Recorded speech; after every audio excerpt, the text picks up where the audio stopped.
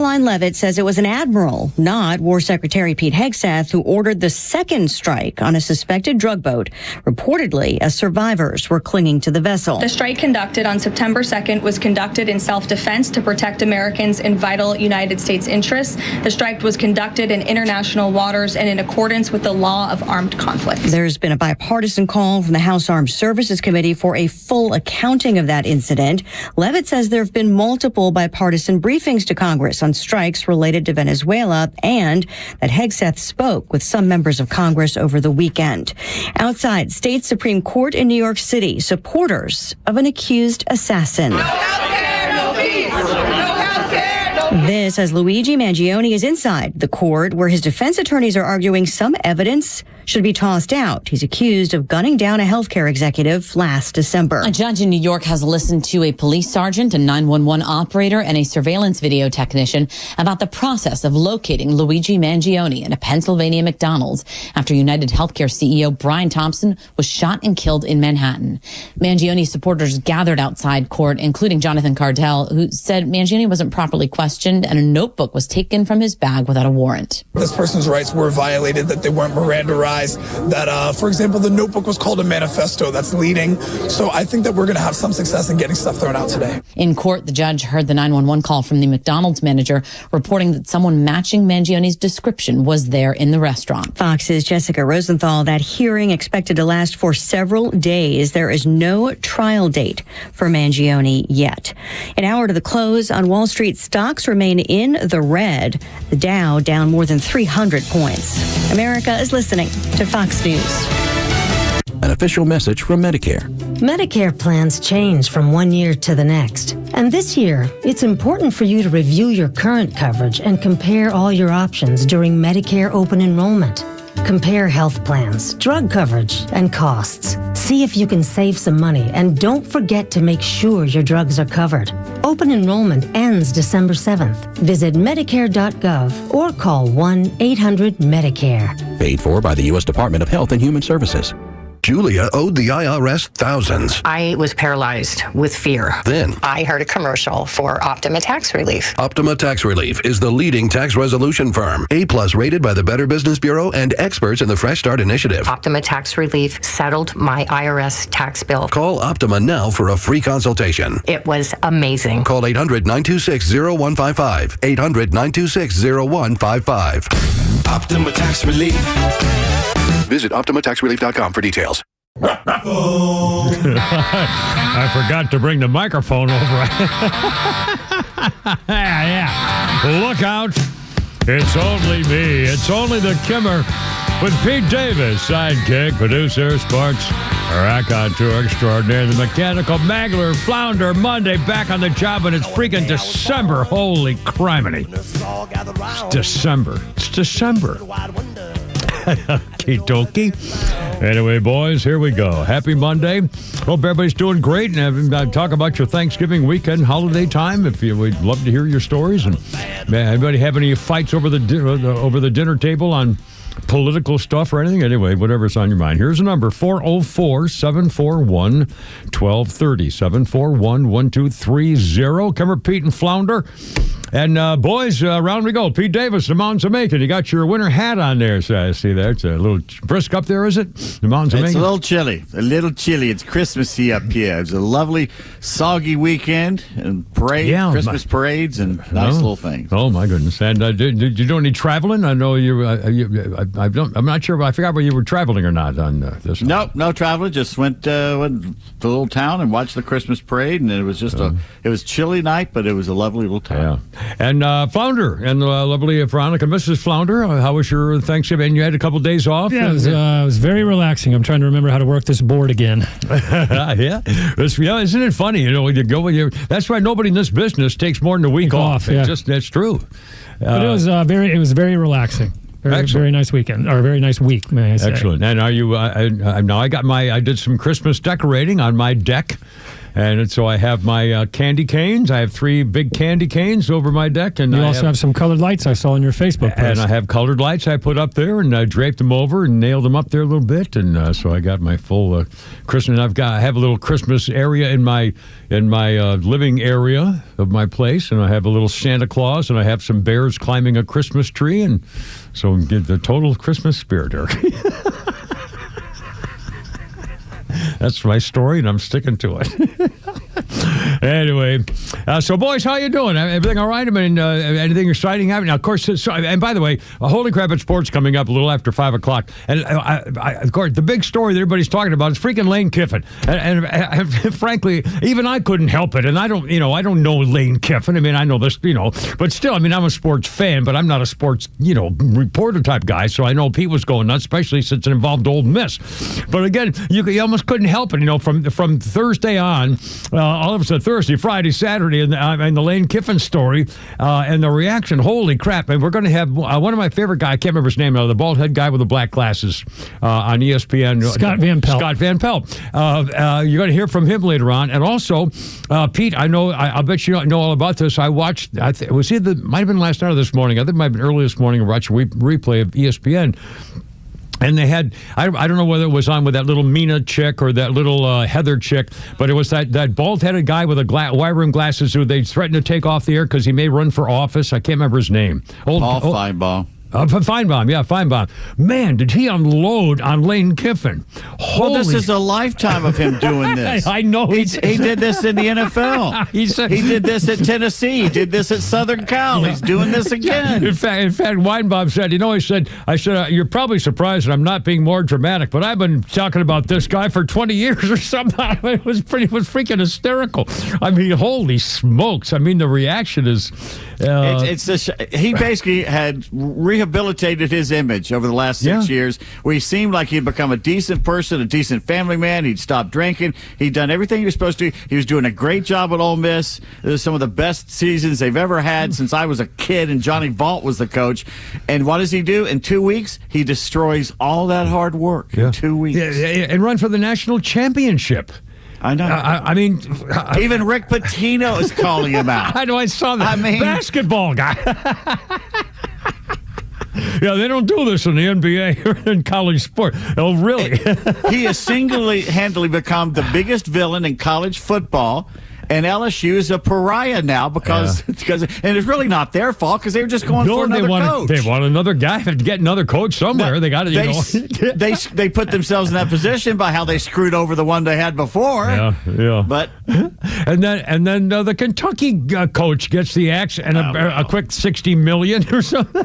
Oh my God, he's going to renegotiate his $37 million. Yeah, but still, I mean, that's a pretty nice going away package. Do a bad job, so they give you $37 million to shut up, or 60 if you push it. I mean, he could push it. He could say, no, here's the deal. Doesn't more of this blame go on the NCAA and the, the NIA? The college. NIL, yeah. It's the college presidents that are allowing this to happen and doing it. The Louisiana governor went nuts about Brian Kelly and the money, saying we're going to have a whole new way of doing this, a whole new way of the next one's going to have a different kind of contract with us. That's and then they go and hand Lane Kiffin $90 million with incentives. Yeah, well. And by the way, as good a job he's done, he's never won anything. Well, he could have had a chance this year, his best chance ever to actually be viable and a winner, and he tossed it aside. Yeah. I mean, it really is amazing. Right? Anyway, we'll talk more about it. And also, we'll talk about the Falcons. I mean, oh my God. Who? Oh my God. Are they still playing? I mean, I swear. And by the way, again, ladies and gentlemen, we have all the political stuff. I want to talk about this business with Hegseth, and now they're calling us war criminals. We'll get to that in a second. But I have to get with the Falcons. Okay, so our $1 trillion quarterback, what's it? Kirk Cousins. Kirk Cousins. I'm telling you, when I saw was on and off watching the game, and as I saw the end part of the game, I was watching Red Zone, and when I knew the Falcons were about to go into overtime or see what could happen, I went right over to watch the Falcons. I'm telling you this, Kirk Cousins, to me, in the last few minutes of that game, had an arm like a rocket. He made some great passes, and he made 2 really good passes under very trying circumstances at the very end, and they both were missed. Both receivers missed them, dropped them, missed them, bounced right off. And if those 2 passes had been successful, everything else would have changed. It came down to, and I'll tell you what, I cannot blame Kirk Cousins for it. Now, maybe I'm wrong because I didn't see the whole game. So you tell me whether I'm off base here.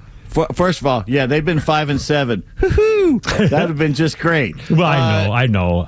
Let's just I'm not going to lie to you. I left at halftime to go Christmas shopping. Oh, I did. okay. I've yet to watch the second half. Well, when I found out they lost, it was like, that figures. Yeah, Flounder, were you watching? I started watching the game, and then after the first 5-10 minutes, Veronica was like, they're going to lose. Can we watch something else?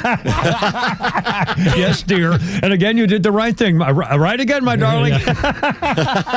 She was right. Yeah, I was really bored with this game, sweetie. Let's go ahead. That's true. The Nutcracker, right? Here we go. The Philadelphia Philharmonic with The Boy Who Stole Christmas right here.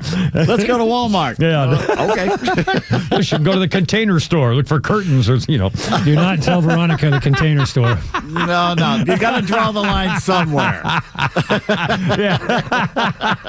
Yeah. Anyway. But I'm serious. If you watch the last couple of minutes of that game, honestly, Kirk Cousins, it was a freaking rocket, and bang, both of them, and I said, that's it, it's over.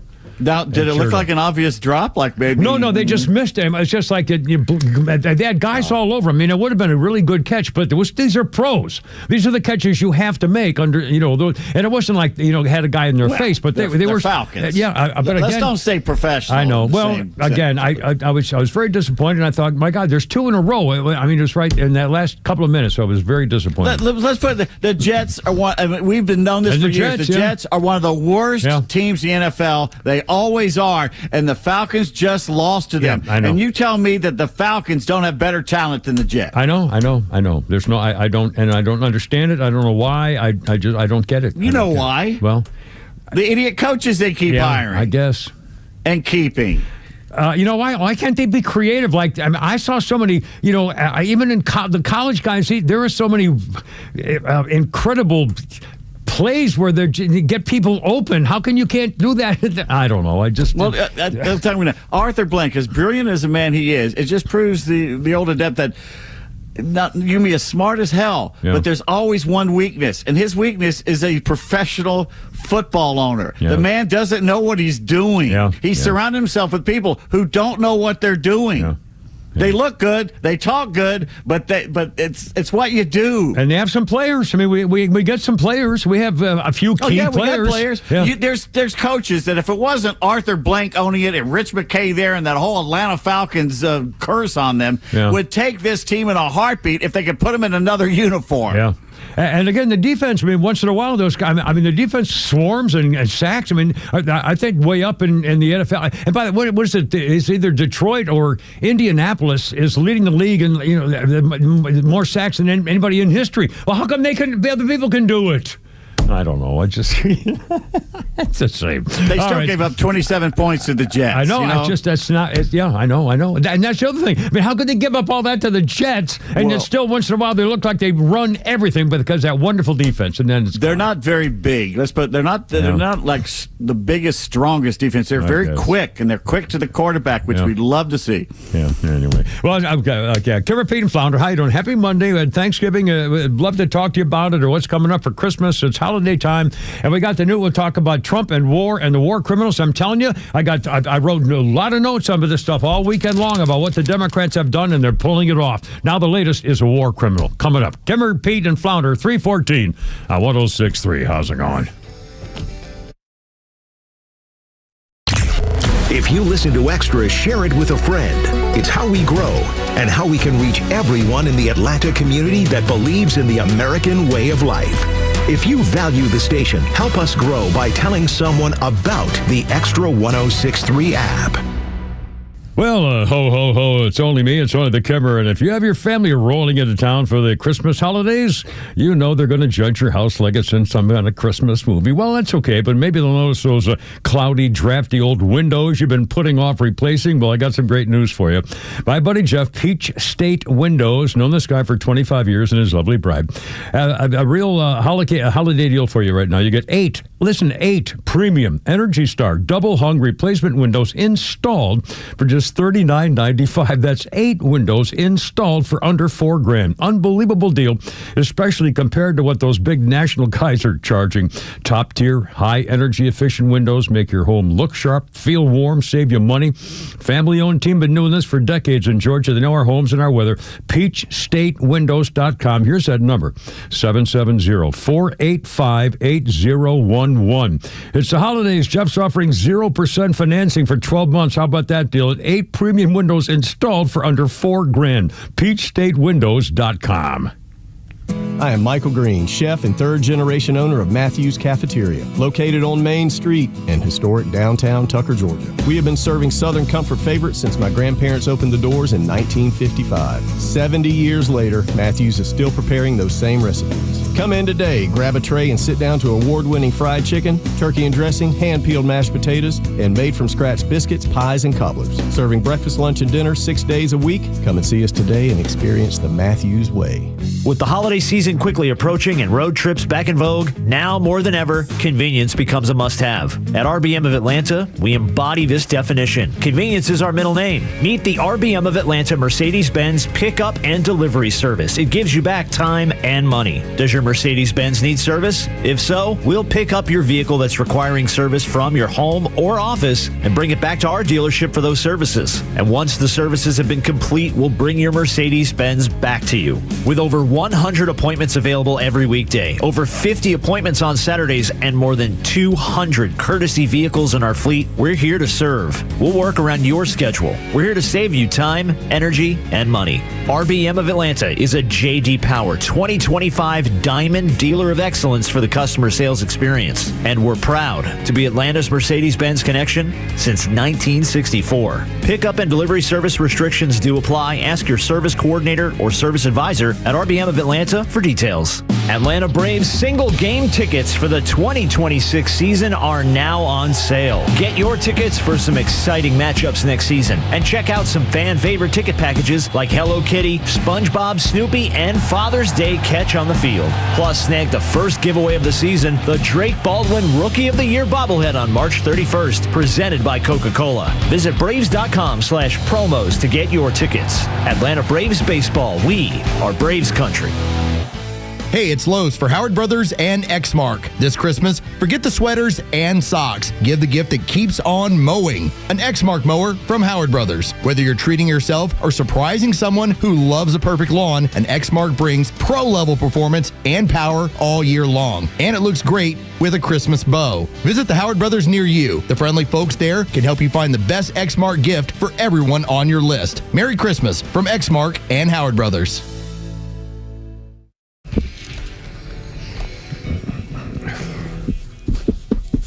All right, I got it now. Kimmer, Pete, and Flounder, happy Monday, 318 and 106.3 with AC/DC. 2014, this was the day Phil Rudd, the drummer, pleaded not guilty to charges of threatening to kill and also possessing illegal drugs. Phil Rudd was excused from appearing in New Zealand's Tauranga District Court. His lawyer entered the plea of not guilty. Phil Rudd was 60 at the time, 2014. The Australian-born musician was charged originally with trying to procure the murder of 2 men. His defense was they probably had it coming. I think he got on. I didn't even. Anyway. God, the screaming. This is just, wow. It's just wonderful, wonderful music. Golly, I just... What kind of a whole tortured generation would, just really groove to this stuff here? I don't know. It's Rudolph. It's Rudolph, the red-nosed reindeer, is leading the way from the mountains of Macon. It's a Christmas spirit. Christmas spirit. I'm emboldened by it, frankly. I'm swarmed with the little tingles of joy from the wonderful season of happiness. In fact, I put up a little video, I think Flounder mentioned it, of my deck. And I mentioned myself here. What? Hello. You posted a what pic? My great big beautiful deck. A deck pic. Oh. Yeah. Well, did you clean your deck before you posted a pic of it? Absolutely. Scrub that baby over and over, my friend. Give it a nice sheen. Yeah, in the Navy, they used to give you a court-martial for excessive washing. I think it was an incredible story. Tug was brought up a couple of times then, I think. Okay, don't use the word tug. Hey, he made the nickname, not me, mister. What do you think they gave him that nickname in the Navy? I don't have no idea. Sure, you used to go out back for a smoke. All right, fine. No, I'm sorry. I don't even know. I'm sorry. I'm in a freaking. But from now till the end, I'll probably be a little. Well, it's the end of the year. It's the end of everything. I mean, it's over. So it is. Anyway, Kimber Pete Flounder, how's it going? Our birthday list includes Bette Midler, "Wind Beneath My Wings" chick, 80 years old today. Bet me, I know. I don't really know anything about her other than that song keeps popping up all over the place. I guess she's, I don't care, one way or the other. And let's pay a little attention here for a very special day on this day when the Democrats went nuts. Those racist white supremacist Democrats went absolutely berserk on this day in 1955 when a seamstress in Montgomery, Alabama, Rosa Parks, got on a public bus and a white guy said, "Hey, you're in my seat," and she refused to give it up because the law said in Tuskegee and everywhere else in Montgomery City ordinance, African Americans were required to sit at the back of public buses, and if they got crowded and a white guy wanted a seat, the black people had to give it up. She was in the first row black section. She said, forget it. And it wasn't just because she was tired. They actually had been planning for some of the civil rights leaders to challenge the racist bus laws, and this was a great opportunity. Rosa Parks took it upon herself to start it. Well, she got arrested, and all of a sudden the boycott started, led by a very young 26-year-old Baptist preacher named Martin Luther King Jr. The great glory of American democracy is the right to protest for right. His home was bombed. His Martin Luther King Jr.'s home was bombed. Family escaped harm.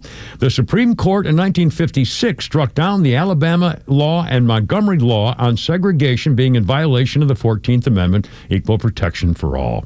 The protest against city buses officially called off. It lasted for more than a year, and all those folks carpooled or walked miles to school and work when they had no other way of getting around. And it worked. Rosa Parks, the first to ride the newly desegregated buses, when the whole thing started. Rosa Parks died in October of 2005, and the U.S. Senate passed a resolution honoring her by allowing her body to lie in honor at the U.S. Capitol Rotunda. 323, cover Pete and Flounder. We got newsy stuff. We haven't talked much about Thanksgiving, how stuff will happen, and shopping is, it's black, what's this, not Black Monday, Cyber Monday. And by the way, a couple things. The headlines I'm getting on the economy are a little confusing. I understand that Friday was a monster day for internet shopping. Huge, billions and billions, apparently, as I understand it. Is that? Yeah, it's Black Friday. Black Friday, but it was hugely, enormously successful, which was what they were afraid of because the economy and the tariffs, everybody saying, oh, Donald Trump's ruining us. Well, apparently it was enormously successful. And now today, the only thing I heard in a negative was that young people are not spending as much on Cyber Monday as they might have expected. I don't know. And again, we'll see what the stock market's doing later and how it ended up. So we'll keep you posted. Okay, a couple things. This business, I'm telling you, I made notes about this over the weekend. Let's review very, very quickly. The Democrats have pulled off a multi-step plan to try to ruin Donald Trump and America once again. The whole thing with being a Nazi and being Hitler and a Russian agent didn't work. So now they just recently a new three-step plan. First of all, we had these Democrats making a video to say that the military has the right to disobey orders which somebody believes might be illegal. They never really specified. They just said, you have a right to disobey illegal orders. And then all of a sudden, Donald Trump is president when some psychopath from Afghanistan, thanks to President Biden's administration, murders a National Guardswoman serving her country by making the mistake of walking down the sidewalk and gets murdered. And so the Democrats all weekend long said, well, if Donald Trump hadn't ordered those guardsmen to that city, she'd be alive today. Donald Trump caused the murder of that. Yeah, I'm thinking, oh my God. So there's now step 2. And this is why they did disobey the military, because now they said, Donald Trump was giving illegal orders to send that guardswoman to her death. This is why the Democrats said, see, we told you, illegal order. Donald Trump just caused the death of that woman. And now all of a sudden we go full sperm and they say, well, all of a sudden Donald Trump now is a war criminal and Pete Hegseth is a war criminal for blowing up boats in the ocean of drug smugglers and people who bring millions of deaths to America. So you see how this all fits into one picture? Danger military, disobey bad orders. Oh my God, Donald Trump killed a guardsman with a bad order. And he's doing again. Now these people are war criminals. Holy crap. And this was all one big cycle in what, a week? Yeah.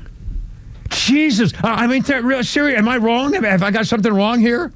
I think just one big loop? Yeah, they've been predicting the Democrats, violence on this, and then violence happens. And it's like, oh, wow, look. Yeah, exactly. You got exactly what you wanted. A freaking woman died. And it's your fault. Oh, my God, these freaking people. And they blame Donald Trump for sending in the guard and blame Donald Trump for killing people who are smuggling. Oh, my God. I mean, it's unbelievable. What's law and order is we're in the French Revolution part of this, where law and order is broken down, and the left has figured out that if they want something changed, they don't get a law to change it. No, they pull the statue down. They burn a city down. They assassinate somebody. They kill people on the street. That's how they get change. Yeah, Charlie Kirk and Donald Trump. I mean, there's no other way to explain it. In fact, this leads right into the other thing concerning Donald Trump now, has said he's going to be reviewing every single Afghanistani who came in under President Otto Penn cadaver. Every single one's going to get reviewed. And Donald Trump said if he has the power, he's going to look at every single one of those citizenship papers or the naturalization immigrant papers, and if they have criminal histories, they've broken the law, he's going to revoke their citizenship if he can do it. Yeah, good. If he can do it. We have criminals that came into our country, he said, and they were naturalized. If I have the power to do it, I'm not sure that I do, but if I do, I will denaturalize absolutely. Reverse immigration. Get them the hell out of here. And by the way, let's another thing. I mean, this it's so obvious. In the beginning of Ellis Island and the millions of immigrants who came to America to make this country stronger. It was the immigrants, it is true, the immigrants built so much of this country after World War II in particular, but even before that, but particularly, World War I and World War II, immigrants flowed to this country and made this place a better country. But again, they were here as the melting pot. They wanted to be here. They not only wanted to be here, they wanted to be Americans. They wanted to be Americans. All those 20 million people under President Cadaver Otto Penn did not want to come here to be Americans. They just wanted to come here. They said, oh my God, the border's open. Let's go to America. They don't want to be Americans. I mean, it's absolutely ridiculous. They want to bring their third world BS here and start their little fraternal wars over here. Look what's happened in Hamtramck, Michigan, in Minnesota. The whole freaking state's taken over by the Somalis, who have now been using billions of dollars in their fraud, thanks to Tim False Walsh, Tampon Tim, to send billions of dollars to help Somalian terror groups to spread violence around the world. I think Matt Walsh said it best a week ago. He says, you know why third world countries are the way they are? Because they're third world people running them. Yeah. And again, think about this. Originally, the Ellis Island people who came here had something to offer. And whether they were refugees and obviously there are cases where, if your life's in danger because of a coup or something, you want to flee and you're strictly, you need asylum, that's one thing. But that's not that many. That's not millions and millions. They couldn't make it in their own country. The people that President Cadaver Otto Penn let in here could not make it in their own country. Most, I don't know how many hundreds of thousands were criminals and convicts and mentally ill criminal patients and so forth, because all those jails were emptied. Donald Trump was not joking about what Venezuela did. They emptied all the jails. They all came in mental hospitals. Under Clinton and Jimmy Carter, the Mariel boat lift. That's right. They sent all these criminals to Arkansas, and Bill Clinton was like, "What are you doing? Yeah, You're killing nuts? my state here." Yeah, I know. It's unbelievable. But again, all these people did not come here to be Americans. They just came because they could. I mean, it's absolutely appalling. I mean, they couldn't make it in their own country. Why the hell would we want them here? Right. I mean, seriously. What are they? Isn't immigration plan supposed to be that if, in particular, if you have something to offer America to make better our society, my God, welcome aboard. But if you have no skills, don't speak the language, and need somebody to take care of you because you've never had a job or you're a criminal with a record and you have no skills, why would we let you in here? That's not being mean or cruel. You have no right to come in here. What gives you the balls to think you can just show up and say, "Take care of me"? Yeah. and change your culture, tradition, and laws to suit me. Yeah, and by the way, we're going to be voting Somalian here in Minneapolis. I mean, it's just astounding. I don't like dogs, so you can no longer walk your dog in the park because I don't like it. Screw you. Go back to your third world dirt worshiping crap hole that you came from. Yeah. Well, we got so much more on this, and I'd love to hear from you. I could, if I'm wrong, please let me in, because I don't think so, and I don't get it. 404-741-1230. It's Monday, and it's almost Christmas. Good Lord. Christmas. Stressmas. Look out.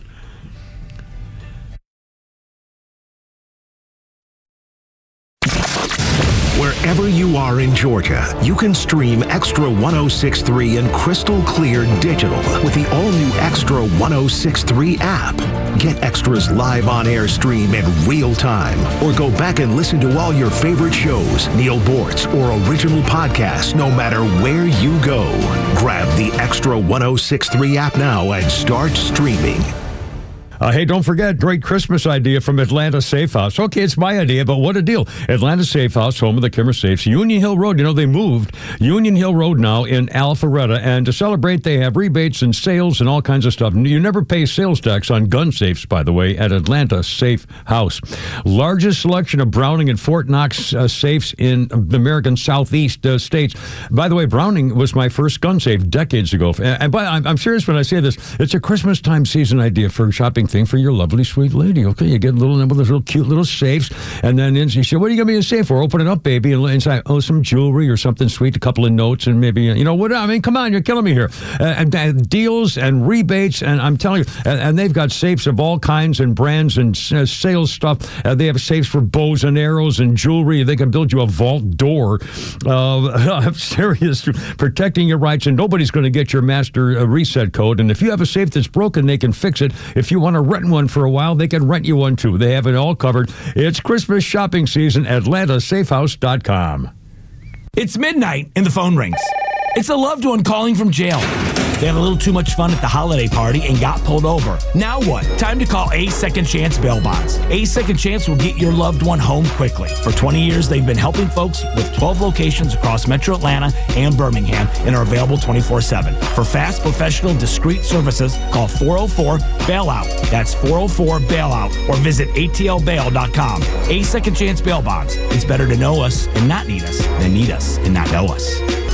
The holiday season is here, but drinking and driving is no reason to cheer. That's because drunk driving is a factor in 1 out of 4 traffic deaths in Georgia. Preventing drunk driving deaths is very easy. Just hand the keys to a sober driver. Those who make the wrong decision to drink and drive may find themselves in the backseat of a patrol car, because Georgia law enforcement officers do not give warnings to drunk drivers. They take them to jail. The Governor's Office of Highway Safety asks everyone to make the holidays and every day merrier by driving sober, so they won't have to pull you over. Hey, this is Matt from East Cobb. We basically bought our house from our in-laws. It was my wife's childhood home. One of the issues that we've had when we first moved in was our dog in our backyard. It was extremely shaded. Could never grow grass back there. We resodded it twice. So ATL Turf Co. did an amazing job with our backyard transformation. They basically created a miniature golf hole. We have a miniature fairway. We also have a miniature little putting green. consists of about 4 holes, total about 40 yards. So you can definitely work on your short game and your putting. After that transformation that ATL Turf Co. did for us, my father-in-law came and saw his house the way it looked after the fact of we had a putting green and a miniature golf course. Sure enough, he did the same thing with ATL Turf Co. He has a beautiful backyard, wonderful stonework, drainage, and a beautiful practice area for chipping and putting. Check him out online at atlturfco.com.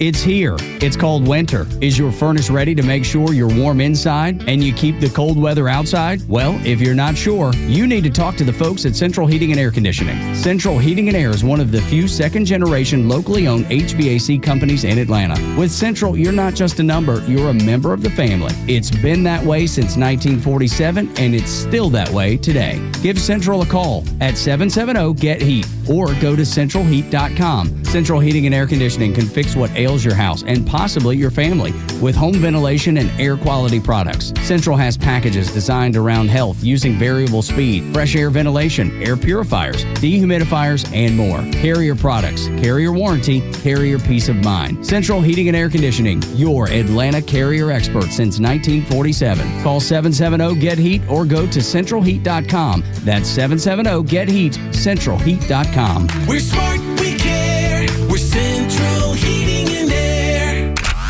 Georgia politicians, if you want to win your election, the path to victory runs through Extra 106.3. Extra listeners are some of the most engaged, active in their communities, and outspoken on their beliefs, especially when it comes time to vote. So now's the time to get involved before our listeners move on to someone else.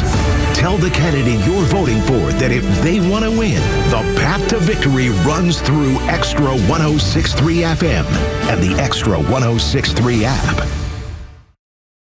That's right, baby. You got to come through us if you want to get... Oh, sorry. It's a little aggressive there. Hey, Bob Dylan. Sorry. Said the Joker to the thief.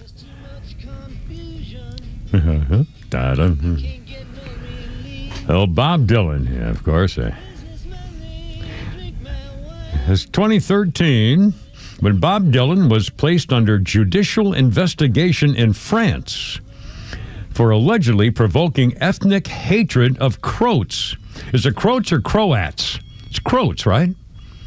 The people of Croatia are Croats, not Croats? I wonder. I don't know if that's... No, they are Croats. They are Croats? Croatians, maybe? Yeah, no, I know, but well, no, it says here Croats, C-R-O-A-T-S, and I think that may not be right.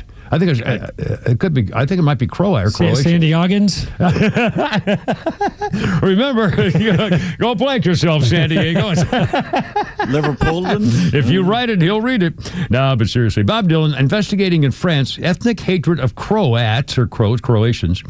There was a legal complaint lodged by a Croat, and now it says Croat Association in France, over an interview Bob Dylan did with Rolling Stone magazine. In the interview, Bob Dylan allegedly compared the relationship between Jews and Nazis to that of Serbs and Croats. Now, I have no idea if that's legit or not. I must say that I don't, or even whether we call them Croats or Croats. I didn't even know that. So I just read it, baby. I don't know. We just put it in front of you, Flounder. Put it in front of you. You know more world history than I do. Are the Serbs and Croats like Jews and Nazis? I mean, that's the Serbs were. In fact, we were bombing the Serbs. They were supposedly the bad guys in this. Yeah. Well, you know, I think there's some. You know who should ask? Swatoon. Swatoon, yeah. Again, I don't know. And again, I will admit to you this year, we never studied this stuff in school. I didn't know anything about. And by the way, that was a war that we supported the Muslims. All this talk about how we're Islamophobic and all that mess. Yeah. We were bombing the Christian country to save the Muslims. Yeah. Well, again, see, I don't know anything, so I'm admitting that to you. And by the way, later on, I've got a graduate school story, which I can relate to personally, and anyway, it might be kind of fun. I hope it's fun. Coming up, birthday list. Sarah Silverman is 55. You know, when I first saw her doing a couple stand-up routines, she was freaking hysterical. And then she got a little edgy But she's still, I mean, she's kind of weird. But boy, she used to make me laugh. I haven't seen her in a long, long time. And I think didn't she get like real crazy or something? I don't know. Yeah, she is she is funny, and she was good looking at one point, but she's bat guano crazy. Yeah. Anyway. And let's see, our history note here today goes back to 1885. And I'll bet you did not know that the soft drink Dr. Pepper is older than Coca-Cola. A year older than Coca-Cola, Dr. Pepper, the origins are pretty similar. Created from 23 different flavors, Dr. Pepper was made by Charles Alderton, a pharmacist who worked at Morrison's Old Corner drugstore in Waco, Texas. The U.S. Patent Office recognizes the very first time that the soda was served was on this day in 1885 when Alderton offered his concoction to the store's owner, Wade Morrison. Word spread about the new beverage. Eventually, Alderton gave the formula for the beverage to Morrison. Believed the recipe was split in two, with two halves stored in different safe deposit boxes for safety so no one could steal it and get it.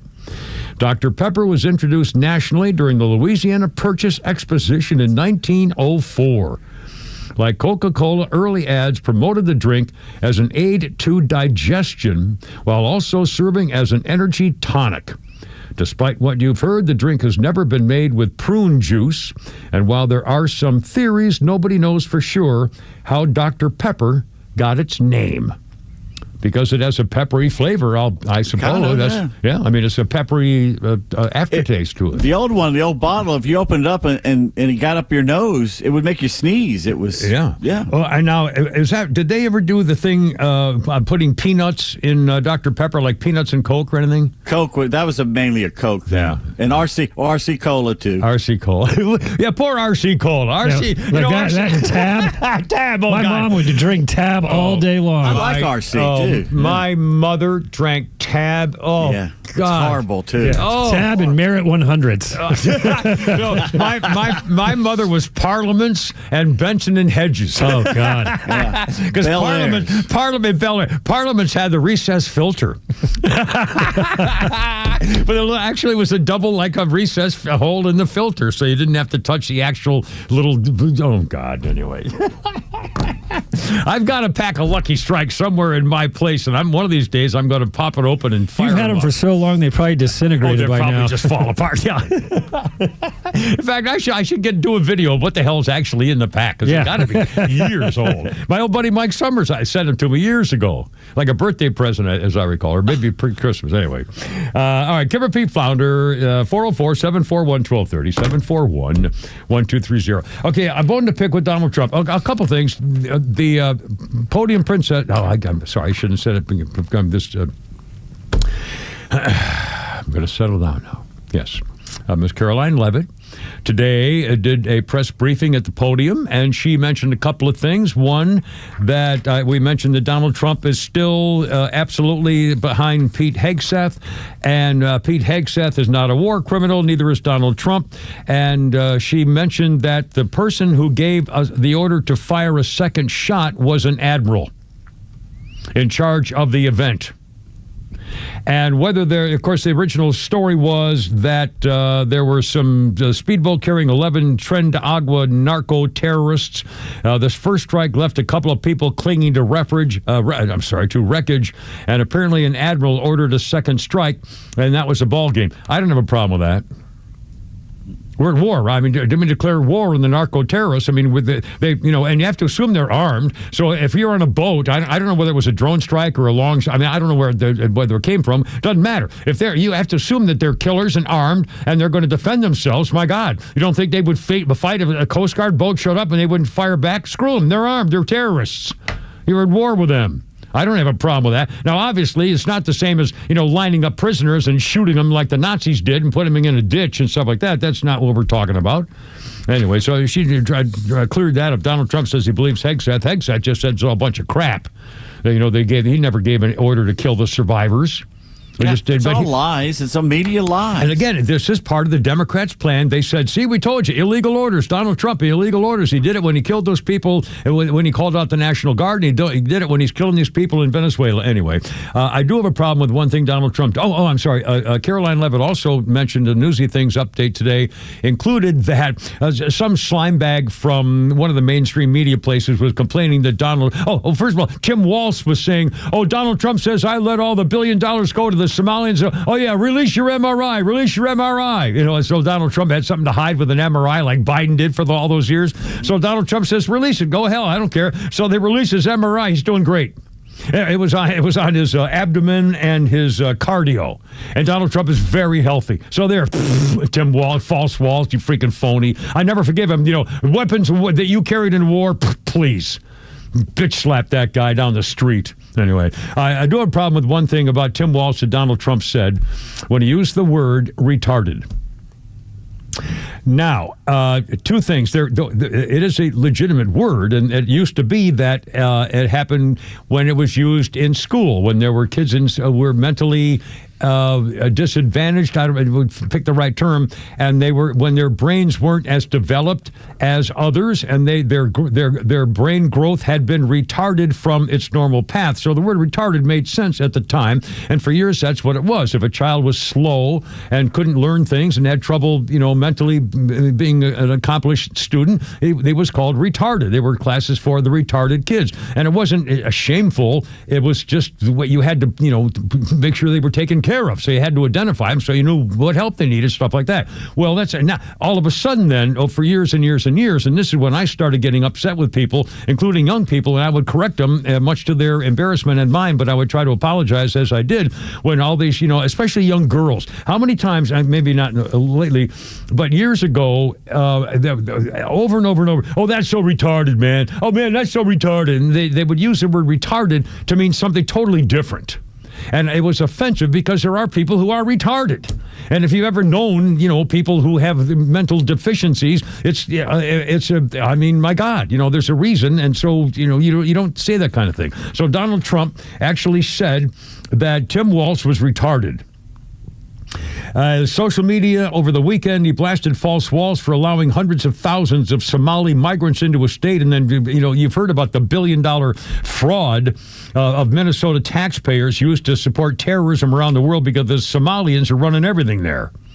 And Donald Trump said he blasted Walsh for letting him in. He said, I think there's something wrong with him. Absolutely, told reporters Sunday. Anybody that would do what he did, anybody that would allow those people in this state and pay billions of dollars out to Somalia, we give billions of dollars to Somalia. It's not even a country because it doesn't function like a country. It's got a name, but it doesn't function like a country. And he said, hold on, the seriously retarded governor of Minnesota, Tim Walsh, does nothing, either through fear, incompetence, or both. And they said, do you still defend him calling? He says, yes, he's seriously retarded. There's something wrong with him. Tim Walsh is seriously retarded. And so Walsh said, release the MRI results, which he did, and he's doing great. Donald Trump's doing great. And false Walsh, you slime bag. There's the guy who put tampons in the boys' locker rooms. Oh, boys can go on girls' teams.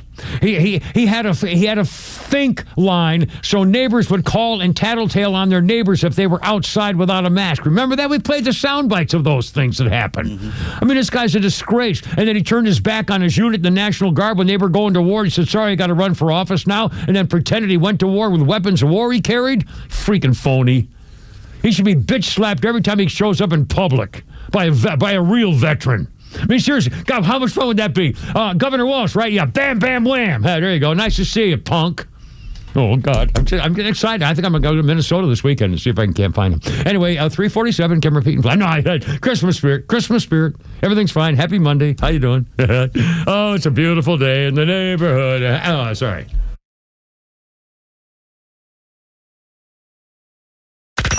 Listen to the Morning Extra, The Kimmer Show, Neil Bortz, and all your favorite Extra 106.3 personalities whenever you want with the all-new Extra app. It's anytime show replays, all your favorite podcasts, and the latest political news from across Georgia. Download the Extra 106.3 app now for Apple or Android. Hi, it's Los, here with Tom Mitchell, the Honest Car Guy. Tom, you are changing the way people are buying their next pre-owned car or truck. How are you doing it? You know, Los, we found a better way for customers to buy a car. An honest way, a very transparent way. You pay what we pay plus our honest fee. How do you prove that? We even prove it to you by giving you a copy of the bill of sale at the end of the deal. How much can people save when they buy their next vehicle with the Honest Car Guy? I've saved people upwards of $20,000 and $30,000. I mean, it really depends on the year, the make, the model of the car, and the price of the car. You know, on a $15,000 car, I can't save you $20,000. We can probably save you $2,000 or $3,000. But it's through the course of the whole sale. The big one here that people don't realize, the financing. You go into the dealership, they tell you your rate's 9%. Well, really, it's probably 7% because they're allowed to make 2 points on there. The Honest Car Guy, you'll save an average of $5,000 to $10,000 depending on the price of the car. Folks, if you want to save thousands on your next pre-owned car or truck, try the Honest Car Guy. Call 844-SHOW-ME-1. That's 844-SHOW-ME-1 or honestcarguy.com. For nearly 2,000 severely injured veterans, everyday life has become filled with barriers. So we build specially adapted homes at Homes for Our Troops. And thanks to our donors and supporters, this life-changing gift of freedom is provided mortgage-free to these veterans. But we need you to join us, too, in completing this important mission. Please visit hfotusa.org and help build homes and rebuild lives. Attention extra listeners. The end of the year is closing in. Are your retirement plans ready?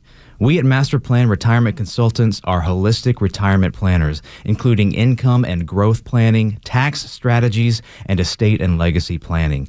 Each piece of the retirement puzzle must fit together cohesively because we know a change in one area can inevitably affect the others.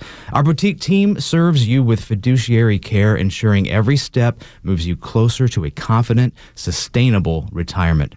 Don't wait. There's still time to adjust your plan before year end. Schedule your complimentary consultation now at masterplanretire.com. Master Plan Retirement Consultants. Plan well and prosper. Advisory services offered through Master Plan Retirement Consultants, Inc., a registered investment advisory in the state of Georgia. Insurance, tax, and commodity services offered through Fricks & Associates, Inc., DBA Master Plan Retirement Consultants. The aforementioned are affiliated companies. Hi, Megan here with Southern Exteriors. In this holiday season, we're excited to give back by transforming a neighbor's home with a free, brand new James Hardy siding installation. No gimmicks, no fine print. You can enter for yourself or nominate a deserving friend, family member, or neighbor whose home could truly use it. But don't wait. Entries close December 1st. To nominate, go to southernexteriors.co. That's southernexteriors.co.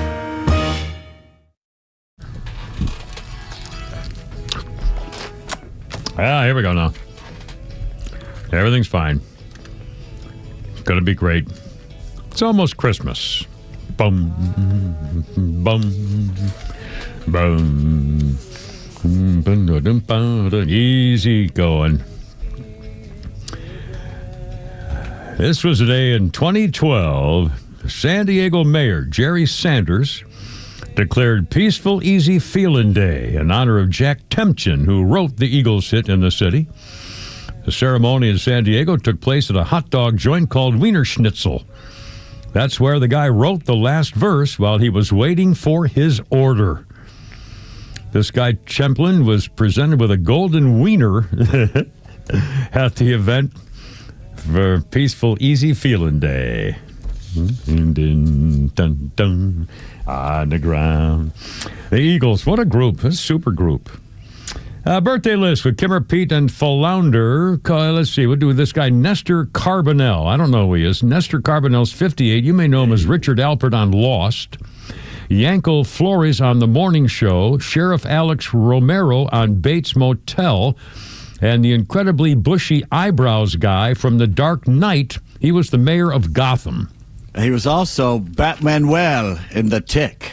Oh, my goodness. I've never heard of that either. Nestor Carbonell is his name, 58 years old today. So there you go, Nestor.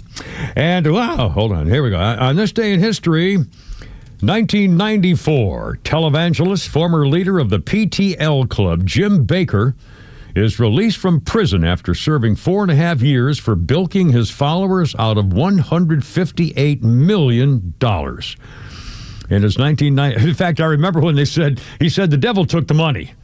And they said, well, what do you mean? How can you prove the devil took the money? He said, well, can you prove he didn't? That was his answer, I swear to God. Well, they let him out of jail. He served 4.5 years. In his 1996 book, he got out in 94. In his 1996 book, I Was Wrong, Jim Bakker admitted the first time he actually read the Bible all the way through, first time, was when he was in prison.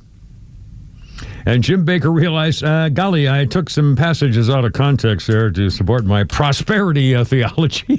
The White Reverend Ike. Yeah.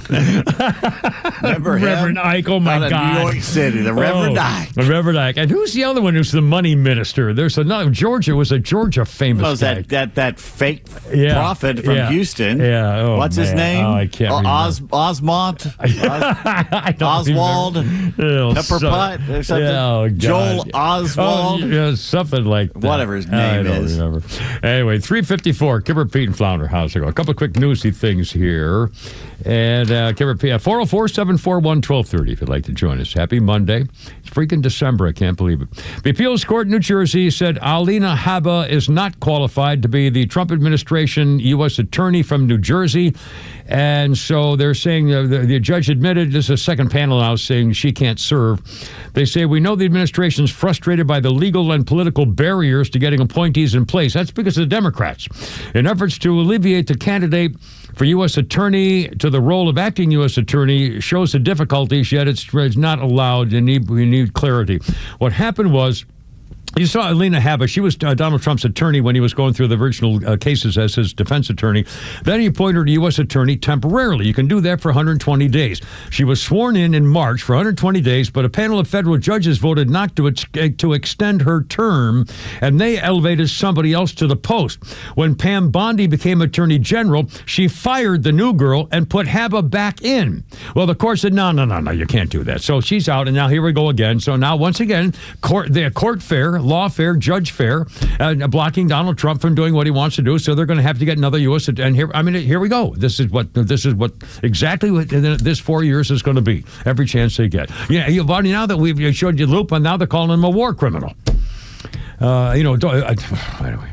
And by the way, this is freaking hysterical. In Portland, Oregon, you get exactly what you deserve. What a bunch of losers. Thousands of people gathered over the weekend at the Pioneer Courthouse Square in Portland for the 41st annual tree lighting on Christmas season. Speakers avoided even saying the word Christmas. Ever. Never came up, including at the ceremony to light the Christmas tree. Oh, my God. The ceremony kicked off with a woman from the Confederated Tribes of Warm Springs, a Native American Indian, thanking the Native American Heritage Day people for coming out. She introduced two young members of the tribe who referred to the celebration only as the tree lighting. Not the Christmas tree lighting, the tree lighting, the two Indian children.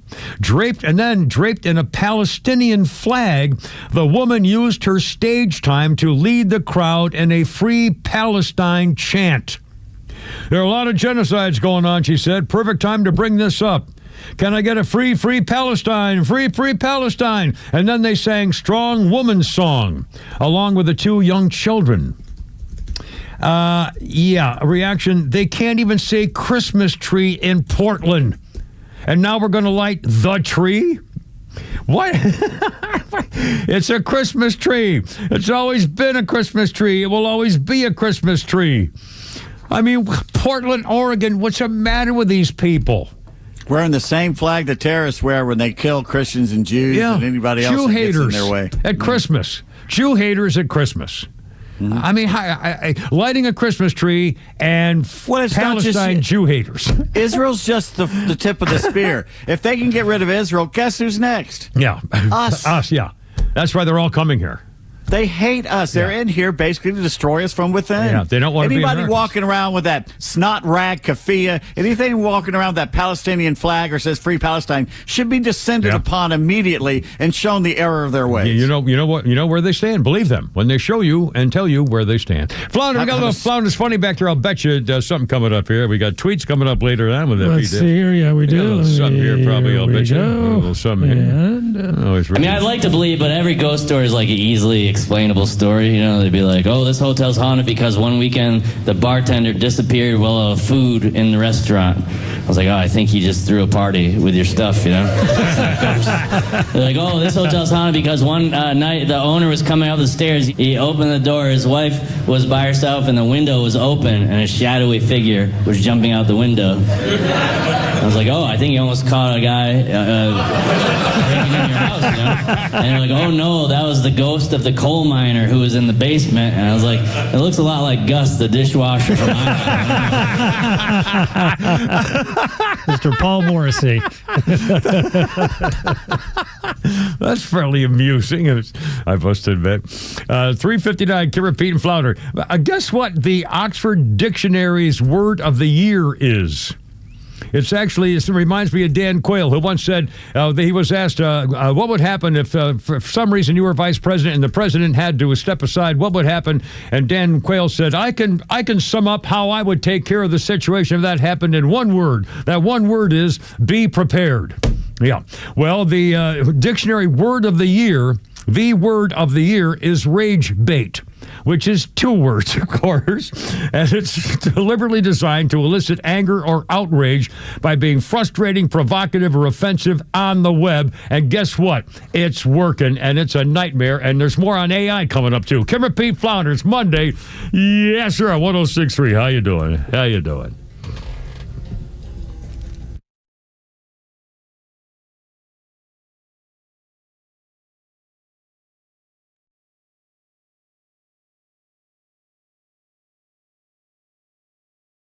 WFOM and W292EV Marietta, a Dickey broadcasting station.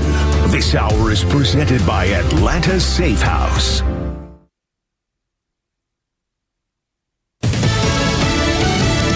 Why the president had an MRI. I'm Lisa Brady, Fox News. An explanation from the president's physician who says the results show no cause for concern. An MRI scan in October was preventative, President Trump's physician says. Writing in a memo, the advanced imaging was performed because men of the president's age benefit from a thorough evaluation of cardiovascular and abdominal health. White House Press Secretary Caroline Leavitt shared the results. Everything evaluated is functioning within normal limits with no acute or chronic concerns. President Trump told reporters this week he would allow release of the MRI results following questions about why the scan was performed 6 months after his annual physical in April. Fox's Jared Halpern at the White House. The White House says both strikes on a suspected drug boat in September were ordered by an admiral. With respect to the strikes in question on September 2nd, Secretary Hegseth authorized Admiral Bradley to conduct these kinetic strikes. Spokeswoman Caroline Leavitt also says both strikes were legal, as some in Congress demand more information after reports survivors of the first strike were targeted in that September 2nd strike. More food stamp recipients have work rules to follow beginning today to keep full SNAP benefits. They are going to have to work, volunteer, or engage in job training for at least 80 hours a month. Those who don't can only receive benefits for 3 months in a 3-year period. This applies to Americans 55 through 64 years old who may have children 14 to 18 years old. This also, by the way, ends previous exemptions for many homeless people, veterans, and young adults aging out of foster care. Fox Business's Darren Botello on Capitol Hill. The cap on work rules used to be lower at 54 years old. The requirements do not apply to those with a legal disability or who have younger children. On Wall Street, a sell-off. The Dow down 427 at the bell. America is listening to Fox. An official message from Medicare. Couple more minutes and we'll start this month's book club. You know, I usually love a plot twist, but this year I'm comparing my options during Medicare open enrollment. You can't assume your current health or drug plan is the best one for you. And you gotta make sure your drugs are covered. That's important. So is saving money. Review all your options at Medicare.gov. Open enrollment ends December 7th. Paid for by the U.S. Department of Health and Human Services. Julia owed the IRS thousands. I was paralyzed with fear. Then I heard a commercial for Optima Tax Relief. Optima Tax Relief is the leading tax resolution firm. A+ rated by the Better Business Bureau and experts in the Fresh Start Initiative. Optima Tax Relief settled my IRS tax bill. Call Optima now for a free consultation. It was amazing. Call 800-926-0155. 800-926-0155. Optima Tax Relief. Visit OptimaTaxRelief.com for details.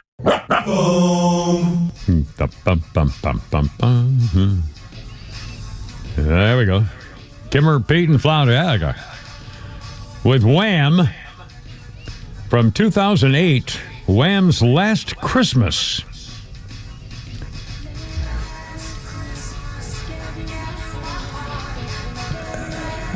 I remember this song.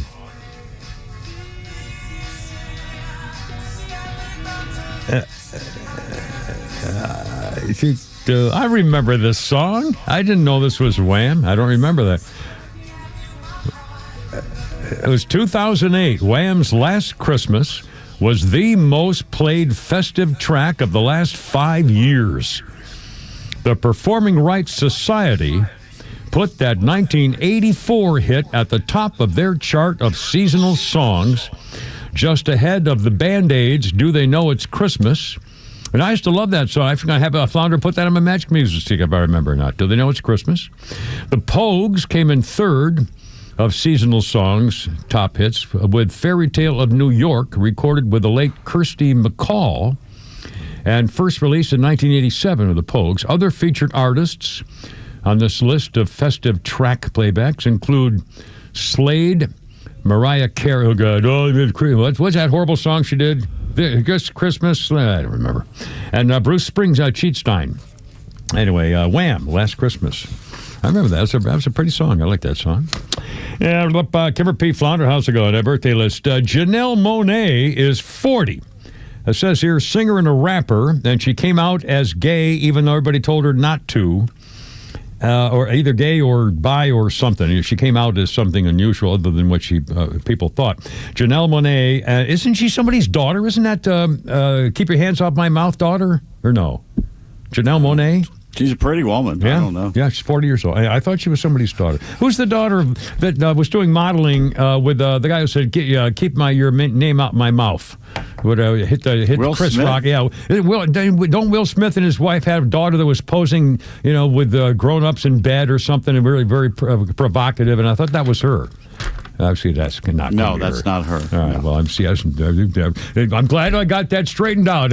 I'm here to be your helper to straighten out the news in case there was any misunderstanding. That's what we do here. The Kimmer, Pete, and Flounder. By golly, we straighten out the old misunderstandings. I don't know. I hear a name and I don't know what it means. Leave me alone. This day in 2014, AMC issued an apology for screwing up on local media. All right, now I'm going to get this is a spoiler thing, but it's from 2014, so I can't feel too bad. Okay, 2014, AMC issued an apology after posting a major spoiler on Facebook as the Walking Dead mid-season finale was being broadcast, and they revealed the death of a main character. Fans who had not seen the episode of Walking Dead were furious because it showed a picture of Daryl carrying a body with the caption, shall I say it? No, you should not say it. A lot of people haven't seen it yet. From 2014. It's 11 freaking years. Okay, ladies and gentlemen, if you have not seen The Walking Dead mid-season thing, okay, from 2014. Okay, I'm going to count to 3. I'm going to say about 4 seconds worth of what this said, and then you can start listening. Okay, ready? 1, 2, 3. It showed a body with a caption, R.I.P. Beth, and over. There you go. I'm back. In case you may I'll look watch it up it someday, tonight. but I don't. One day I'll watch it. It's 11 years ago. I know. And by the way, 407, Kimmer Pete Flounder, 404-741-1230, 741-1230. And just a quick update on that word of the year thing, which I think is kind of interesting, actually, when you look at it this way. Oxford English Dictionary, word of the year for 2025, rage bait, which is not a word, it's 2 words, clearly. They define rage bait as online content deliberately designed to elicit anger or outrage or being frustrating, provocative, or offensive, typically posted in order to increase traffic or engagement with a particular web page or social media content. More You want an example of it? Yeah, I do. I just found this out about 3 months ago. Basically, it's in a mild version of it is if you come up to somebody, like I come up to you, and I look at you and go, don't you wish you were a better broadcaster? It's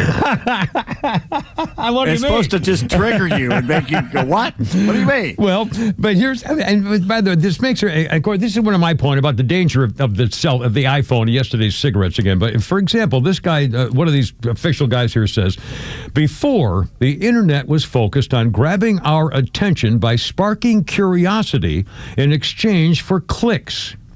But now we've seen a dramatic shift to hijacking and influencing our emotions and how we respond.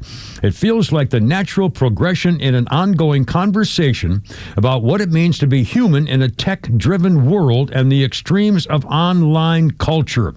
The use of rage bait ultimately defined the term as a sort of deliberate agitation.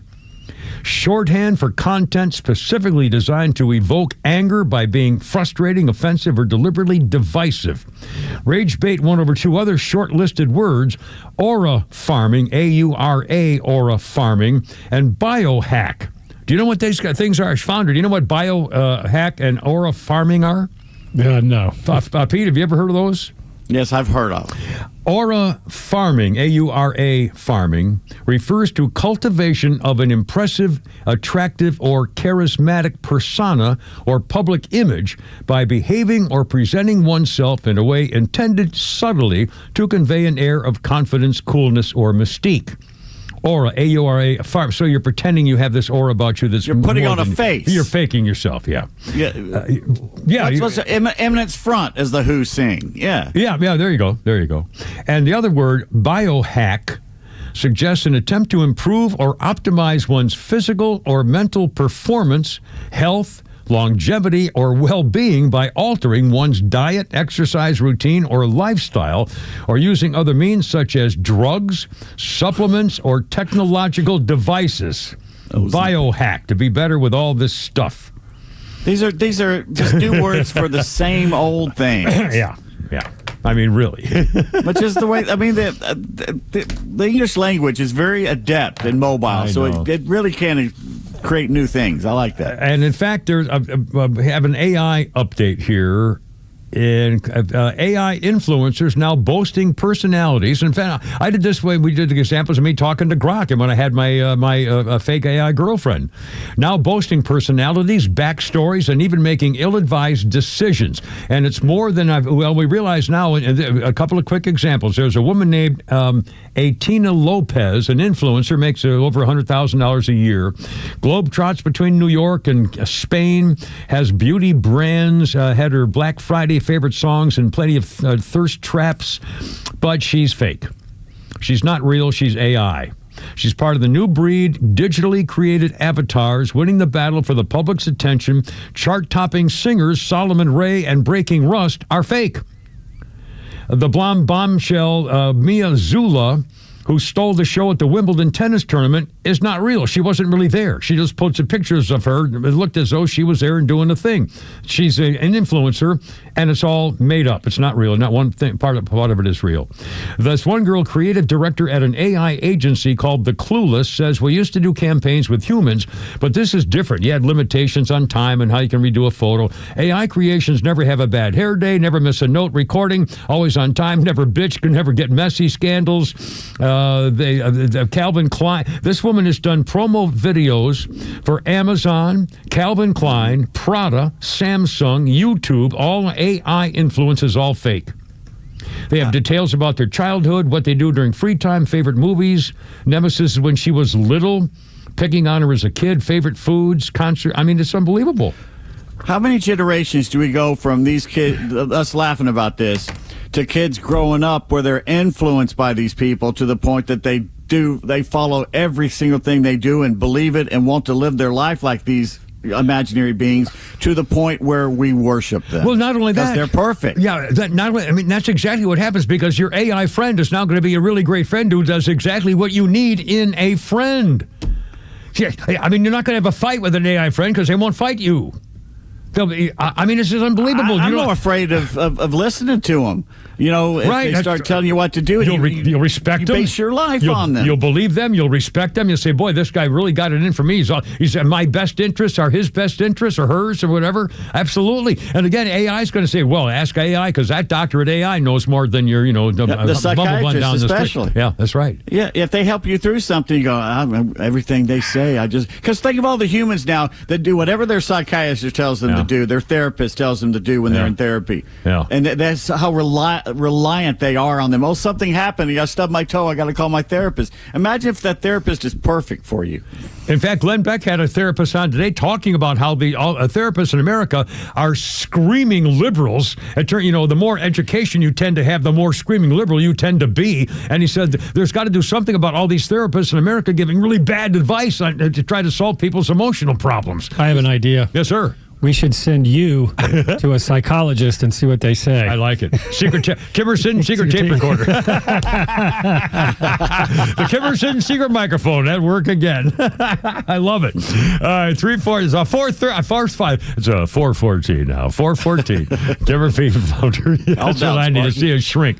They wouldn't even let me in the door. I can't take it. If we all went to a shrink, that would be hysterical. Oh my God! Have a group session.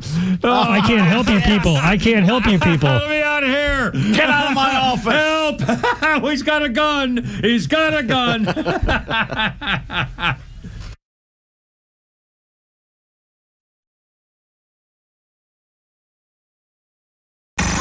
It's time for the Bortz Report, brought to you by Southern Exteriors, the Southeast premier home exterior solution. Quality and precision you can rely on for over 20 years. Visit southernexteriors.co.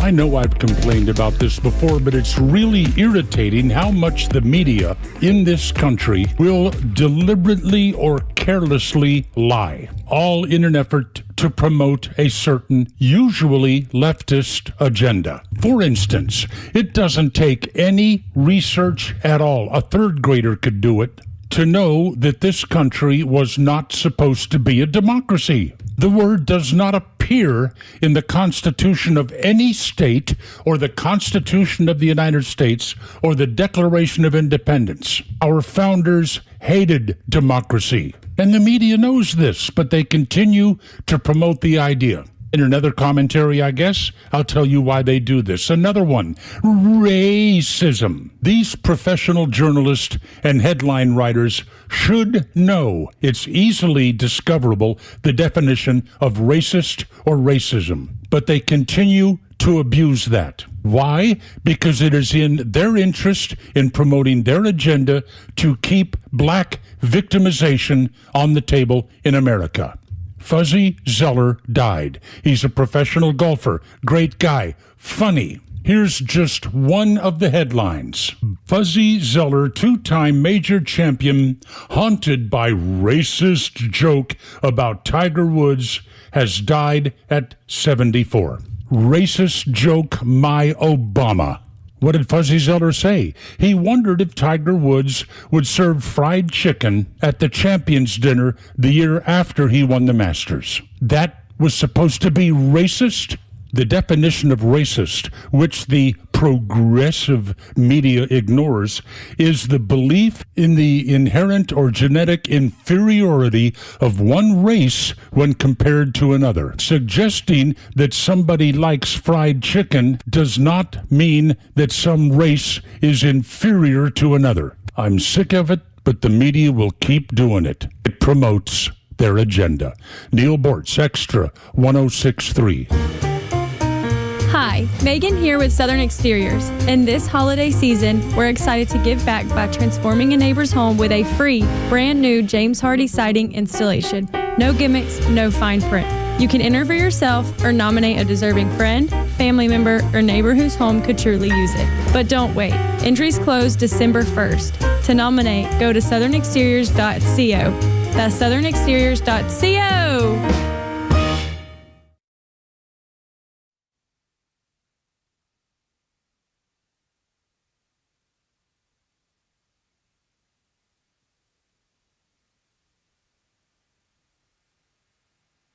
Okie doke. It's only the cover here with maybe the biggest home improvement deal I've ever talked about. My buddy Jeff, same guy I've known for like 25 years or something. Peach State Windows doing something really incredible. You get 8 premium, top-of-the-line, Energy Star, double-hung replacement windows, fully installed, only $39.95. That's 8 premium windows installed for under $4,000, and some of those national companies will charge you for that just one window.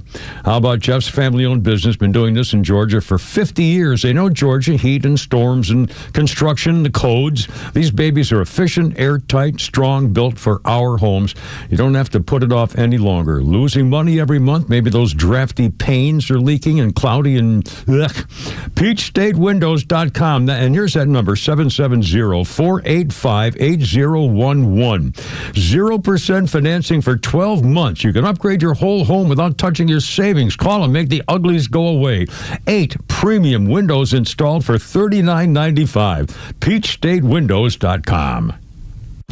Hey, it's Lowe's for Howard Brothers and Exmark. This Christmas, forget the sweaters and socks. Give the gift that keeps on mowing. An Exmark mower from Howard Brothers. Whether you're treating yourself or surprising someone who loves a perfect lawn, an Exmark brings pro-level performance and power all year long. And it looks great with a Christmas bow. Visit the Howard Brothers near you. The friendly folks there can help you find the best Exmark gift for everyone on your list. Merry Christmas from Exmark and Howard Brothers.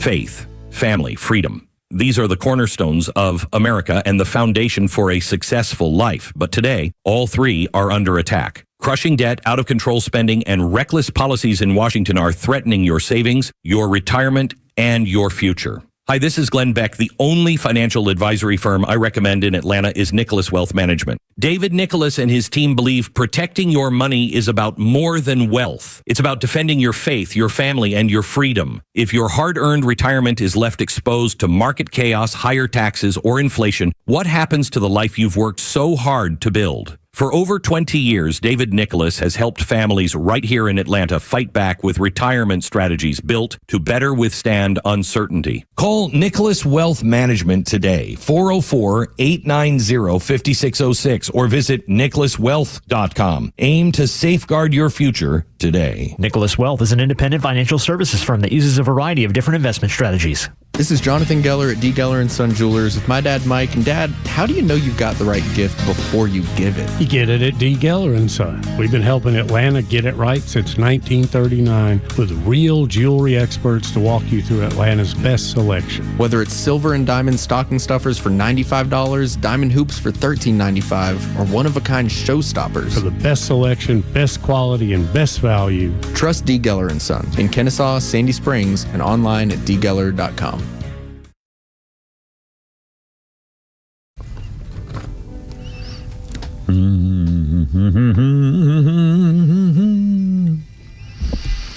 A little relaxing Kenny G for you here. Slow it down. Yeah, here we go. Ladies' choice right here. 421, Kimmer, Pete, and Flounder. And this was the day, 1997. Kenny G set a new, oh my God, this may have been the year I saw, oh my God. Let me think about it. Could have been the year I saw Kenny G. You want to know how I know you're gay? Well, so many ways. Let's count the ways. Well, I'll tell you the circumstances, much to my chagrin, because it's making me burn inside, but I'll get to it.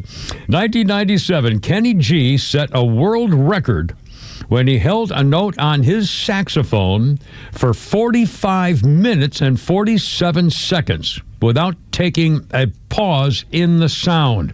Held the note for almost 46 minutes. The record's since been broken by a guy who held the note for an hour and a half. There is a technique that Kenny G discovered allowing you to keep the pressure of exhaling into the instrument while you're breathing through your nose at the same time, ladies. And in fact, it happened, and it was about 1997. I was married, I was in 1995. And the wife made me go to the Chastain Park amphitheater, not amphitheater, what do they call it? Chastain Park concert hall. It's an amphitheater. Amphitheater, yeah. And we had dinner at that little really cool little restaurant right near, and then we went over to the Kenny G thing, and we're sitting we're there at the place, and all of a sudden we hear a note from way up in the back. We hear a saxophone, a note like this, way up in the back, and it's held steady for the several minutes it took him to walk down all the way from way up where the crowd was sitting in the lawn, all the way down onto the front of the stage, still holding the same note without a break in the note. And we're all going, oh my God, oh my God. Well, that was him. Now we're doing that circular breathing, they call it. And it was because I was married and a wife and a friend, a wife thing. Anyway, 4:23. And now, Happy Thoughts with Kimmer, Pete, and Flounder. Yes, speaking of hot babes, the New York Daily News ran a front page story with this headline on this day in 1952. Ex-GI becomes blonde bombshell. It was the story of Christine Jorgensen. She had just undergone sex change surgery in Denmark. Christine Jorgensen, formerly a guy, became the first widely known sex change recipient in America. The headline made her an instant celebrity. Her writings include Christine Jorgensen, a personal autobiography. And I remember 1952. Nobody knew what the heck was going on with that story, I guarantee you, back in 1952. 4:24, Kimmer, Pete, and Flounder. Oh, okay, I mentioned, this is a really bizarre story, and it reminds me of something that happened when I was in graduate school. At Oklahoma University, a student has filed a lawsuit and gotten her instructor, at least, if not fired, simply temporarily put off to the side. I forgot what the word is. Temporarily suspended. God. The student wrote an article in her essay. Let's get her name here. Samantha Fulnecki. We'll call her Samantha. Presented a biblically fueled tirade against the notion that there are multiple genders. Okay, bear with me for a second here. I'm going to explain why this is all a bunch of crap. It was a psychology course. The professor is a graduate student named Mel Kurth. Mel uses she, they pronouns, even though Mel's a guy. The woman who wrote the student who wrote the article referencing the Bible in an article about gender stereotypes. And she got an F, got flunked by the graduate student guy going by a girl's thee, they, her, because she didn't have a personal ideology with empirical evidence. She presents, doesn't take issue with gender stereotypes because that's how God made us. She has a vague reference to teasing and enforcing gender norms, discussing how children are detrimentally impacted by benefits of multiple genders. Unclear if there's a focus on the original article, Society pushing multiple genders. Everyone should be whatever they are. Demonic.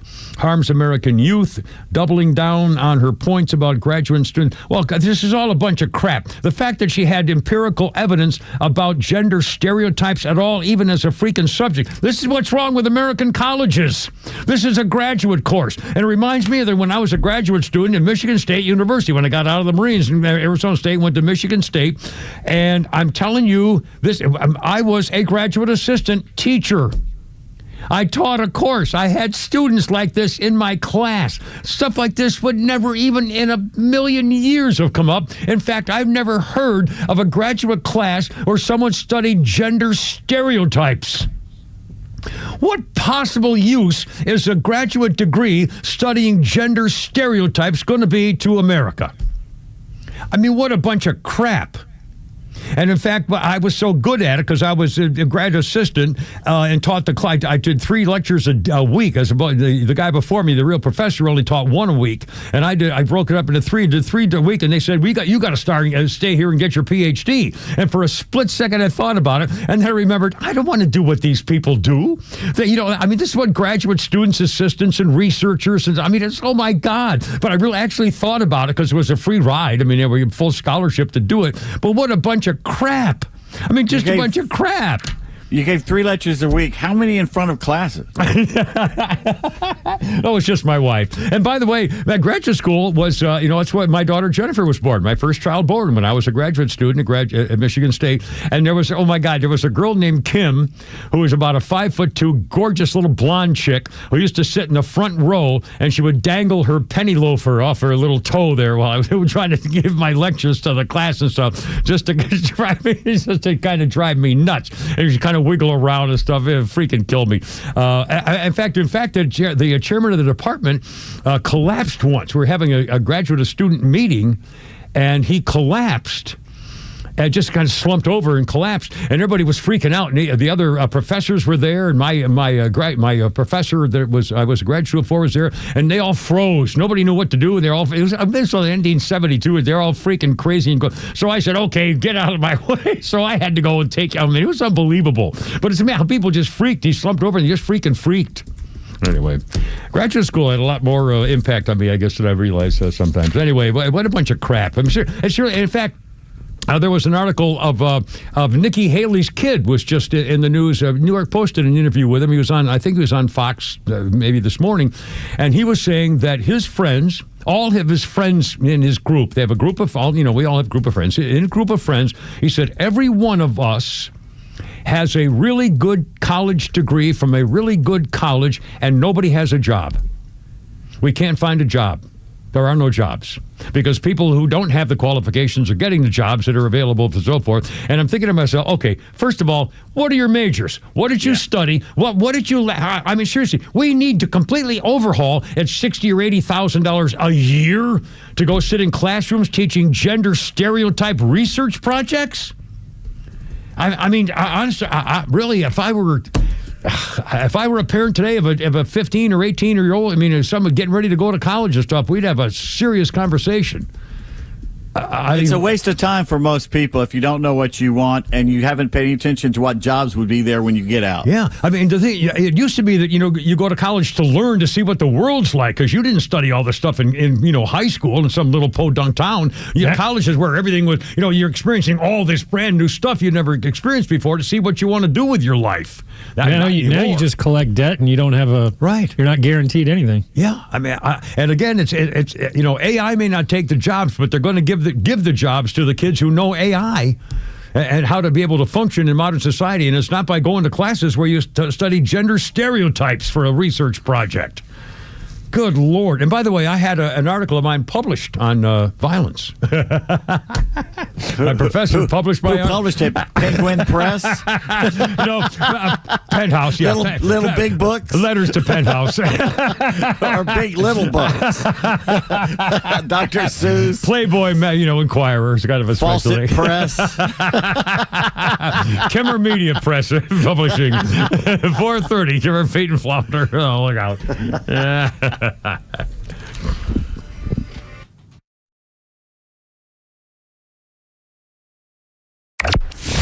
When political discourse gets ugly, count on Extra 106.3 to be the voice of reason when tempers flare. The violent rhetoric from the left won't change our mission.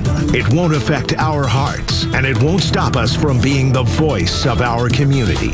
Proud to be the conservative voice of Atlanta. Extra 106.3 FM and the Extra app. Well, here we go. The brand new year, open enrollment for 2026. Changes in your health insurance and your wallet hitting pretty hard. Nationwide, Obamacare, Schmamacare coming up like 20-30% or something. Extra subsidies at the end of this month. I don't know, but I know somebody who does know all the kind of stuff. This guy's name is Steven. He's the health insurance doctor. He will look, and you don't have to pay him. You call him. He'll say, "What do you need?" And you tell him what you want in a plan. Are you a company thing or family thing? Personal thing, I don't know. Georgia sticker prices are up. Listen, he knows all this stuff. Health insurance doctor, his name is Steven. He'll look at many different options from many carriers, not just one company, because he doesn't owe anybody anything. He doesn't owe them anything. Compares them side by side. Nationwide PPO stuff, zero deductible stuff, zero copay stuff, Georgia Access. I don't even know what that is. Luckily, he does. Corporate style benefits, beefing up coverage, keep the cost down. He's got families saving thousands of dollars, like 60% savings over some of those Obamacare plans. It's true. It's Stephen. Here's that phone number, 678-523-0759. Healthinsurancedoctor.net. Hey, this is Matt from East Cobb. We basically bought our house from our in-laws. It was my wife's childhood home. One of the issues that we've had when we first moved in was our dog in our backyard. It was extremely shaded, could never grow grass back there. We resodded it twice. So ATL Turf Co. did an amazing job with our backyard transformation. They basically created a miniature golf hole. We have a miniature fairway. We also have a miniature little putting green. Consists of about 4 holes, total about 40 yards, so you can definitely work on your short game and your putting. After that transformation that ATL Turf Co. did for us, my father-in-law came and saw his house the way it looked after the fact of we had a putting green and a miniature golf course. Sure enough, he did the same thing with ATL Turf Co. He has a beautiful backyard, wonderful stonework, drainage, and a beautiful practice area for chipping and putting. Check him out online at atlturfco.com.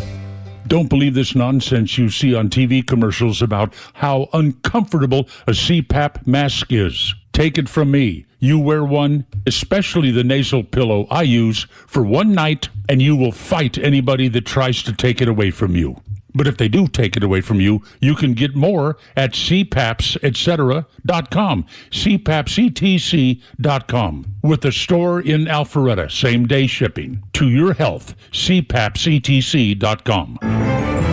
Time now for the Retire Wise Report. James Parker here with financial advisor Sean Maloney, founder and CEO of Retire Wise. The big question for many of our listeners as they approach retirement is, will I be okay in retirement? Sean? How do you help someone figure out if they've saved enough to be comfortable? Great question. There's a lot of different aspects to this, but the biggest thing is looking at risk. Look, there's a lot of different risks to your money, like market risk. There's healthcare costs, inflation, and taxes. All those need to be accounted for.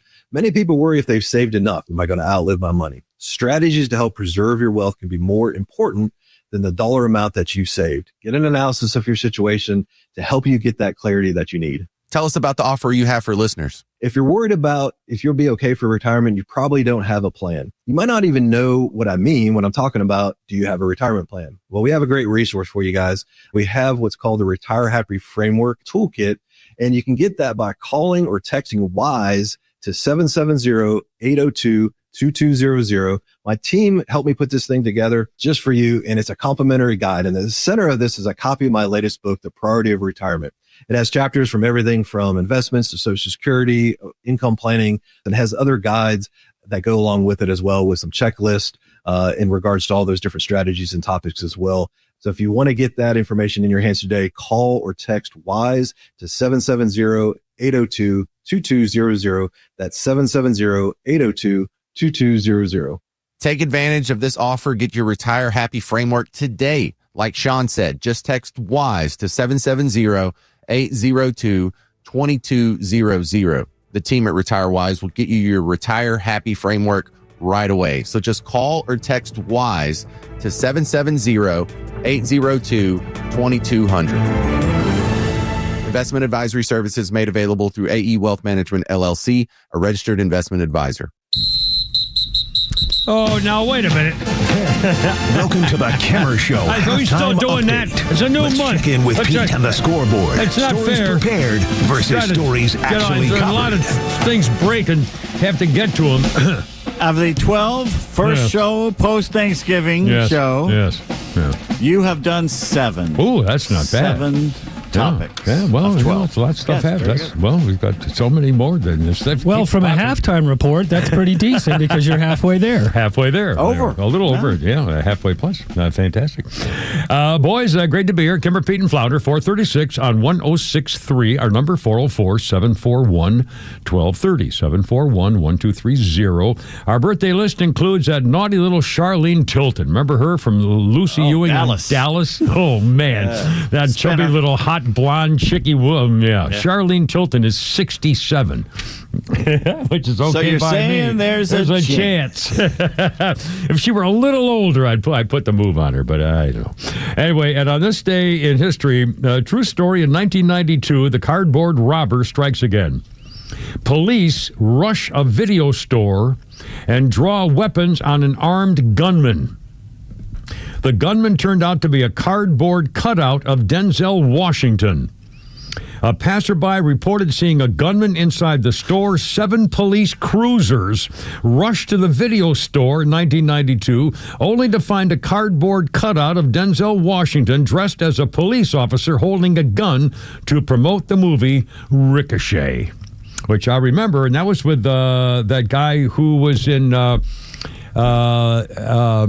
Terms of Endearment. I think he was also in the weird movie with a third Rock from the Sun, and he played a psycho killer in Breaking Bad, not Breaking Bad, in not Fargo. What's the other one? Better Call Saul, Breaking Bad. No. What was the serial, the psycho? Dexter. John Lithgow. Thank you. And it's probably not even the guy I'm talking about. I just like you writhe around. I know it's not right. It's wrong. It's not right. It's wrong. It's just, it's just wrong. It's just not coming out. I mean, it happens every freaking day. It could, the name thing in my head, it could last for like 20 minutes, and all of a sudden, it's unbelievable. The name thing's natural. I mean, your whole life you forget names. Yeah. I mean, anyway, a couple quick updates. A tropical hotspot is now warning of criminal gangs and armed robberies at rental properties. Yes, the U.S. Embassy in San Jose is issuing a security alert for Costa Rica. Property crimes, financial crimes, robberies, record break-ins, robberies all over Airbnbs, rental properties. 3 million people visited Costa Rica last year.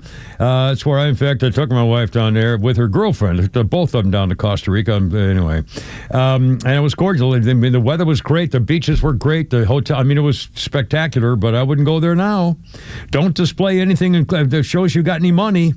Don't wear jewelry. Don't go to good watches anywhere near the beaches or traveling alone. Stay vigilant. Don't go to banks or ATMs unless there are 50 people there.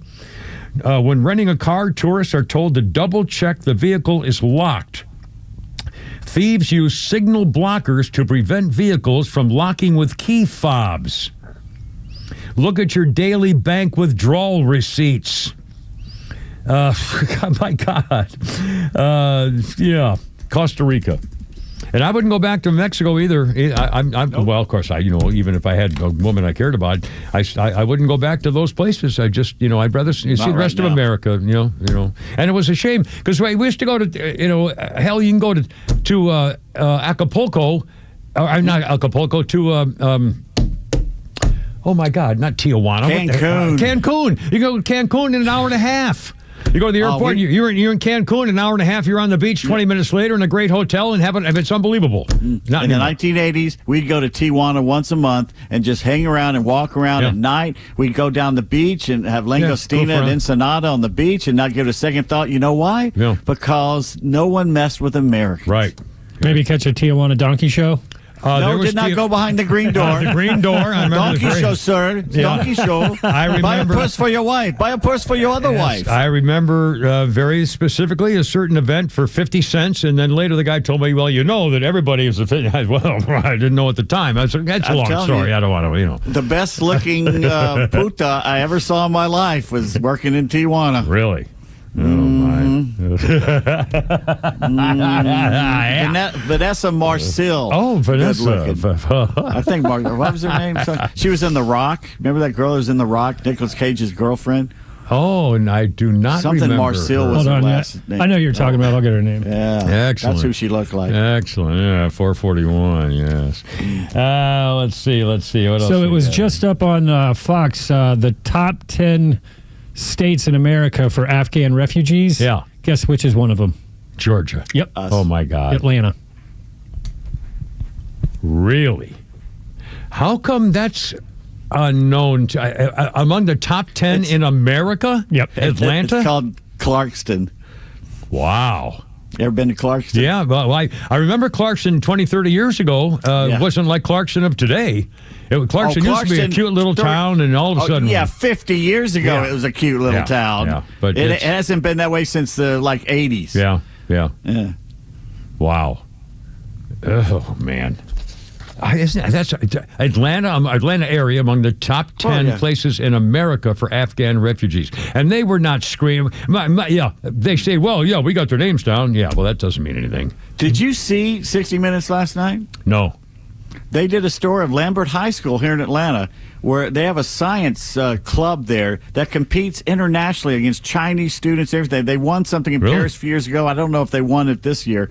But basically, they're studying gene sequencing and stopping Lyme disease and catching it early. These are kids. All of them are Asian of some sort, from India or Pakistan or Japan or China or something like that. They're all Asian. And they did this big thing about Lambert, I forget which one it is. Public high school? How they're so good at sports, but they're also fantastic in the science and math. And that people move here around the world to go to that district, to go into that school.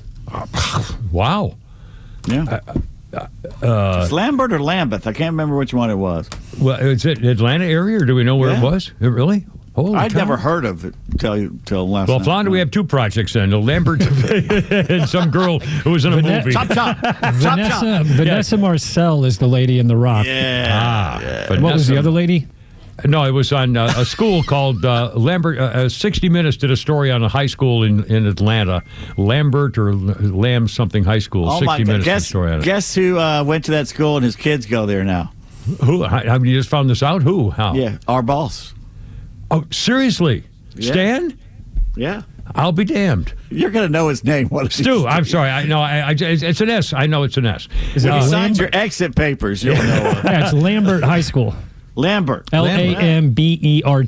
Huh. His kids go there. Yeah. I'll be it's damned. relatively new like that. I'd never heard of it. I'd never heard of Lambert High School. Not that I should know the names of all the high schools, but I've been there since 1972 off and on. You'd think I'd know some of the major high schools. Yeah, in this must area, be new.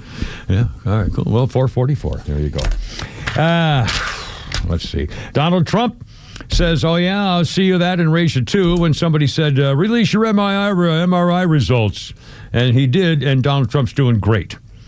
His cardiovascular and abdominal results from the MRI are terrific, show him he's a very healthy individual, as he once again made fun of Tim Walz, False Walz, the turncoat.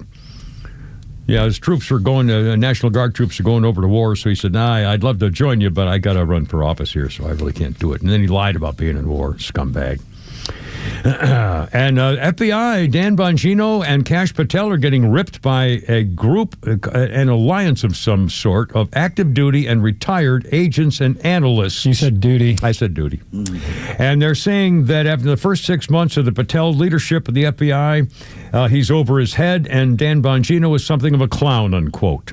A rudderless ship all screwed up, insecure, no experience needed, measured self-confidence. And by the way, actually, they have a point about Patel making sure that he takes credit for various things every time he's in front of a microphone. I agree with that.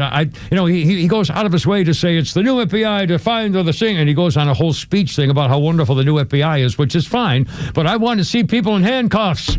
I want to see raids, and I want to see Mar-a-Lago against these freaking Democrats. So forget the microphones, and get the freaking job done. And other than that, keep going, do the right thing. All right. 4:45 already. Holy cow. Kevin, Pete, and Flounder, and it's Monday, and it's onward to Christmas in December. Holy cow, it's December. Mercy.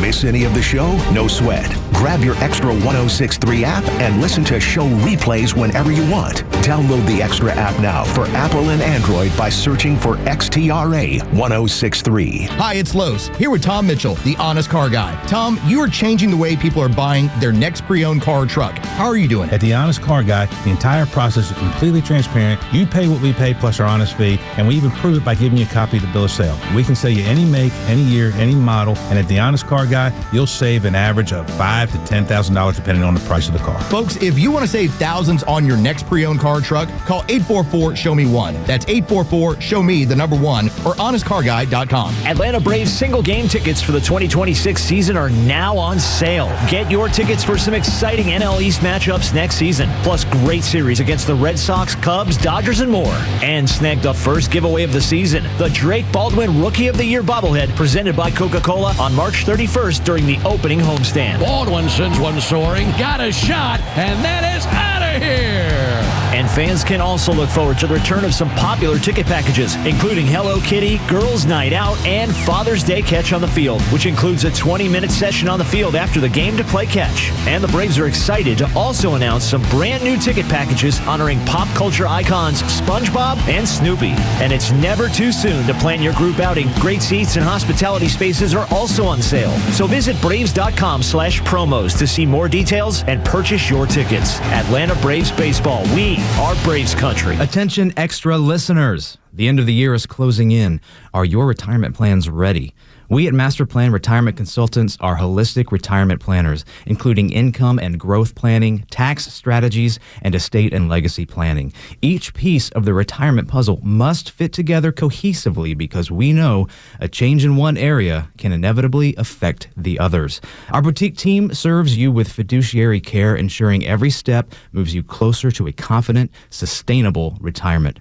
Don't wait. There's still time to adjust your plan before year end. Schedule your complimentary consultation now at masterplanretire.com. Master Plan Retirement Consultants. Plan well and prosper. Advisory services offered through Master Plan Retirement Consultants, Inc., a registered investment advisory in the state of Georgia. Insurance, tax, and commodity services offered through Fricks & Associates, Inc., DBA Master Plan Retirement Consultants. The aforementioned are affiliated companies. Ho, ho, holy cow. Family and friends are coming for the holidays, and you need some projects done around the house before they arrive. Relax. We've got you covered. Hi, I'm Chris Lalamier from the Trusted Toolbox. With our Handyman for a Day deal, we can knock out all those projects you've been putting off for months, from plumbing issues and painting to flooring, fencing, trim work, and much, much more. So get your home ready for the holidays and call us at 770-623-3097, or you can always book it online at thetrustedtoolbox.com.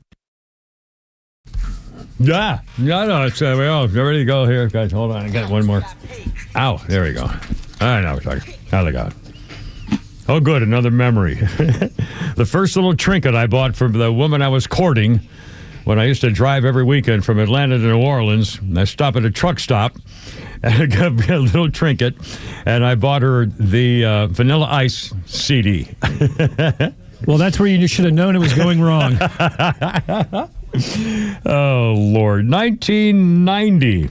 This was the day Vanilla Ice started a 4-week run at number 1 in Britain with Ice Ice Baby. The track sampled the bass into the Queen and David Bowie number 1 Under Pressure. Ice Ice Baby initially released as the B-side to Play That Funky Music, White Boy. Became the A-side after American DJs started playing the damn thing, Ice Ice Baby. And it only had a beat. And the words, of course, is silly, but anyway, whatever. On this day, it's a birthday list. Are we going to do it? You want to do some tweets here in a minute? So we have talked to Pete. Let's get some. Our birthday list here, Cameron, Pete, and Flounder. Our birthday list includes Woody Allen, made it to 90. And but no matter what you say about him, a lot of his movies I really liked. A lot of them I liked a lot. But what a freaking goof! And I guess he's still married to the daughter he'd been molesting all those years.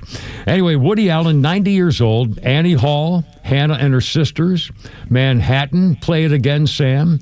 Radio Days, I really like that movie. Zelig, Bananas, Everything You've Always Wanted to Know About Sex. Sleeper.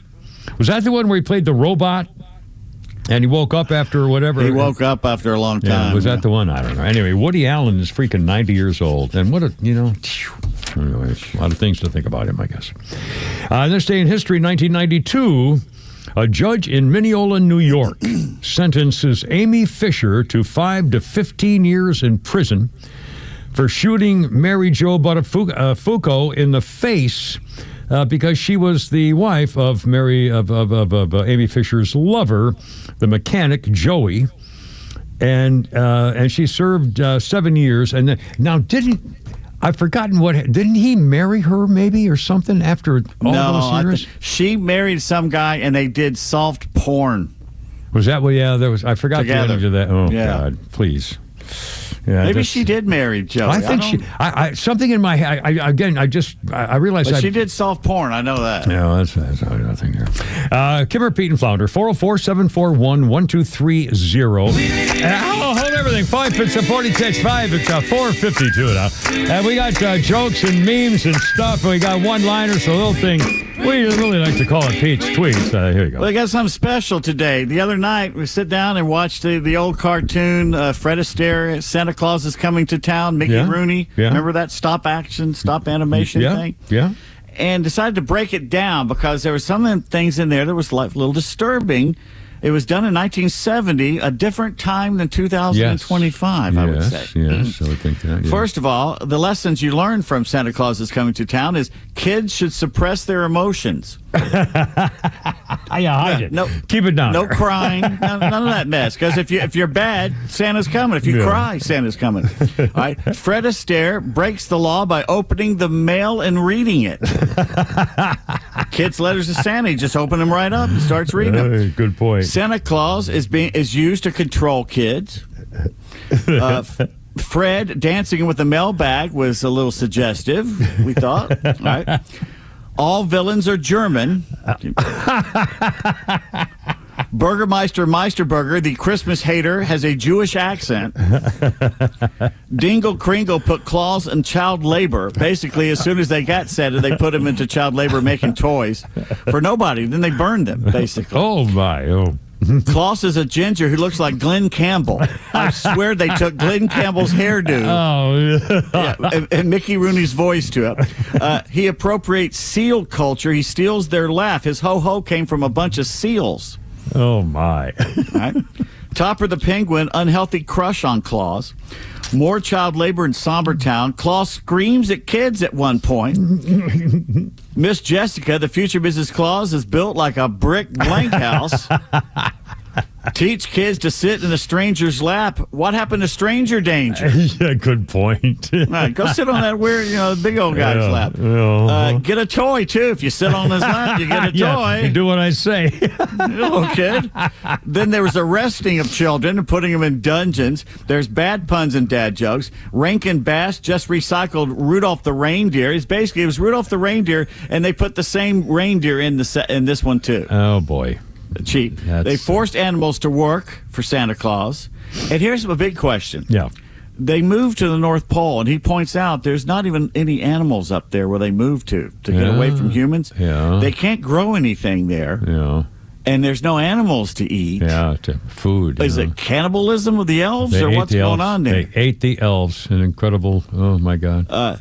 A massive 1960 psychedelic acid dream sequence interrupts this children's show, turns the school marm into a revolutionary who gives the reindeer drugs. Seriously, that's how they fly. She gives them drugs. And there's literally a dream sequence out of something like Yellow Submarine that she has in the middle of this kid's puppet show. All right. He grows an Amish beard. Miss Jessica gets fat as a cow, like overnight. She goes from buxom to just fat overnight. An anticlimactic ending, no final confrontation with the Meisterburger. He just dies out. We don't get a final, fisticuffs between him and Santa. And this started from where? This is Santa Claus is Coming to Town, 1970, with Fred Astaire and Mickey Rooney. Wow. I just don't remember that. Watch it again. You watch it as an adult, it's a lot different. Yeah, holy cow. Put one step in front of the others. All I guess. Babylon B says, the mall Santa is preparing for a seasonal gig by cutting off their ankle monitors. Meth Santa? Yeah. You said moth Santa. That's a myth. And Chicago's kicking off the holiday season by unveiling festive red and green crime scene tape. Just for Christmas. Anyway, 456, Kimmer, Pete, and Flounder. 404-741-1230. Oh, and the first ad came out. Thanks a lot, Flounder. Freaking over the weekend, freaking Flounder sends off this TV ad for Chevy. And I thank God I've forgotten it, because I would start to weep again, where it was like remembering the trip with first time we made this trip, dear, and the husband and wife, and they're going to see Grandpa. They're going to see their kid. Because they're reminiscing about the kids being in the back seat and going places, and at the end of the commercial, don't make me turn this car around. They go to the kid's house. But at least it wasn't as sad as the one, because the previous year was dealing with Alzheimer's disease. Yeah, we don't want to go there. Yeah, so that one was. And the other one, the worst one for me was where the mother's in the kitchen making stuff, and it's Christmas Eve. The mother's making stuff, and a little girl comes into the kitchen, and mommy says, who's coming tonight? And she says, yes, I do. He's here. When the door knocks, the door knocks on the door, and the little girl says, he's here. And the mother looks, what are you talking about? It's Christmas Eve. He's here. And she opens the door, and she says, Grandpa. And it's her grandfather. There for Christmas and Eve. You collapsed, and I collapsed like a little girl. Like a little girl. That's true. It's absolutely true. And there was a couple of those last year. Oh, my good Lord. Okay, next time you see that commercial, you need to film it. And at the end of it, turn the camera around to your sobbing I swear tears. I will. If I go next one, I will have a little fun Kimmer style. 458 Flounder. How about a little funny stuff, Flounder style here for a little people act like Thanksgiving is all about the turkey. And I don't hate turkey, but we treat turkey like it's the star of the show, right? Turkey and pumpkin pie, and they're both great. But everybody knows the real hero of Thanksgiving is the side dishes. Yeah, you know what I'm talking about. Stuffing, dressing, candied yams, mac and cheese, green bean casserole, dinner rolls resting in that basket covered by that towel like a secret contraband carbohydrate bomb. Cranberry sauce. Not the real deal. I don't want to see a single actual cranberry. Give me the canned stuff that plops out onto the plate still in the shape of its container. Corn pudding, mashed potatoes and gravy. Gravy on top of everything. We didn't start the fire. It was always burning since the world's been turning. Mr. Jamie Campbell right there doing a little Thanksgiving love. Oh, my goodness. No more Thanksgiving till next year. No, my good. And by the way, did anybody do I actually did hear from some people who did my Kimmer wine-based turkey and said it was great, but I haven't heard any hate calls from our audience at 404-741-1230. If you tried my wine-basting turkey recipe, I hope it came out okay. Anyway, and do the same thing. You know what the worst thing is? What's that? Is that I had a whole plate made for me Thanksgiving night to take home and walked out and forgot it. Oh, no. And so the next day, no turkey sandwich. Oh, no. That's one of the greatest things of all time. Whether it's open-faced gravy on it or with turkey mayonnaise and cheese or some whatever. Yeah, you can do it. Whatever. Any way you do it is and turkey and dressing together is as good as it gets. Oh, mercy. Anyway, Kimmer Payne Flounder, how's it going? 404-741-1230. Coming up at 5 o'clock, Holy Crap at Sports, and that's going to be a beauty in a few minutes, too. Oh, here we go. Look out. Here we go.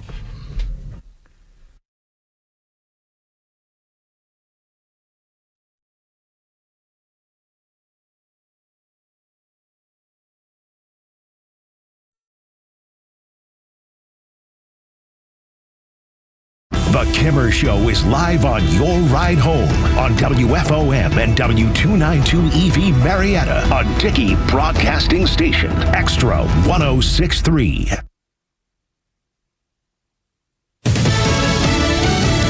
Deadly airstrikes under scrutiny. I'm Lisa Brady, Fox News. We have real evidence that extrajudicial killings are taking place. House Minority Leader Hakeem Jeffries repeating his call for Secretary Pete Hegseth to be fired after a double strike on a suspected drug boat in the Caribbean. But the White House calls it self-defense. Every strike on alleged drug boats near Venezuela's coast have followed U.S. law and the law of armed conflict, White House Press Secretary Caroline Leavitt says. The president has a right to take them out if they are threatening the United States of America and if they are bringing illegal narcotics that are killing our citizens at a record rate, which is what they are doing. But bipartisan members of Congress are raising questions about a strike on September 2nd that left 2 survivors killed by a second strike on the disabled vessel. Leavitt says Navy Admiral Frank Bradley was authorized to order that strike to ensure the boat was destroyed and pose no threat. Fox's Jared Halpern at the White House. Arizona Senator Mark Kelly telling reporters he won't be bullied by a possible court-martial over the video of him and other Democratic lawmakers urging service members not to follow illegal orders. The president's words carry tremendous weight. People listen to him. And he knows that. And that's exactly why he does what he does. The president has called the video seditious. The Pentagon says it's investigating misconduct allegations against Kelly, a retired Navy captain. President Trump campaigning by phone earlier today at a rally for the Republican in tomorrow's Tennessee special election for Congress. I just want to give my total support, and he's had it right from the beginning, to Matt Van Epps. He's going to be a fantastic congressman. Van Epps facing Democrat Afton Bain, who says she's focusing on affordability and rejecting attacks over her past social media posts. America is listening to Fox News. An official message from Medicare. Medicare plans change from one year to the next. And this year, it's important for you to review your current coverage and compare all your options during Medicare open enrollment.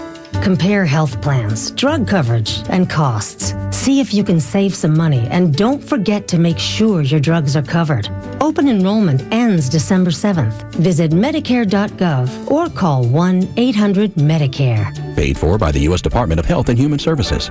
Julia owed the IRS thousands. I was paralyzed with fear. Then I heard a commercial for Optima Tax Relief. Optima Tax Relief is the leading tax resolution firm. A+ rated by the Better Business Bureau and experts in the Fresh Start Initiative. Optima Tax Relief settled my IRS tax bill. Call Optima now for a free consultation. It was amazing. Call 800-926-0155. 800-926-0155. Optima Tax Relief. Visit OptimaTaxRelief.com for details.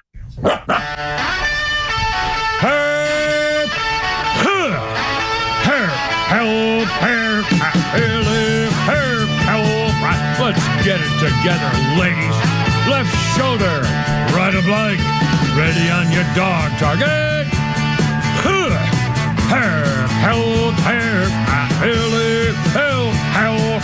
Road guards out.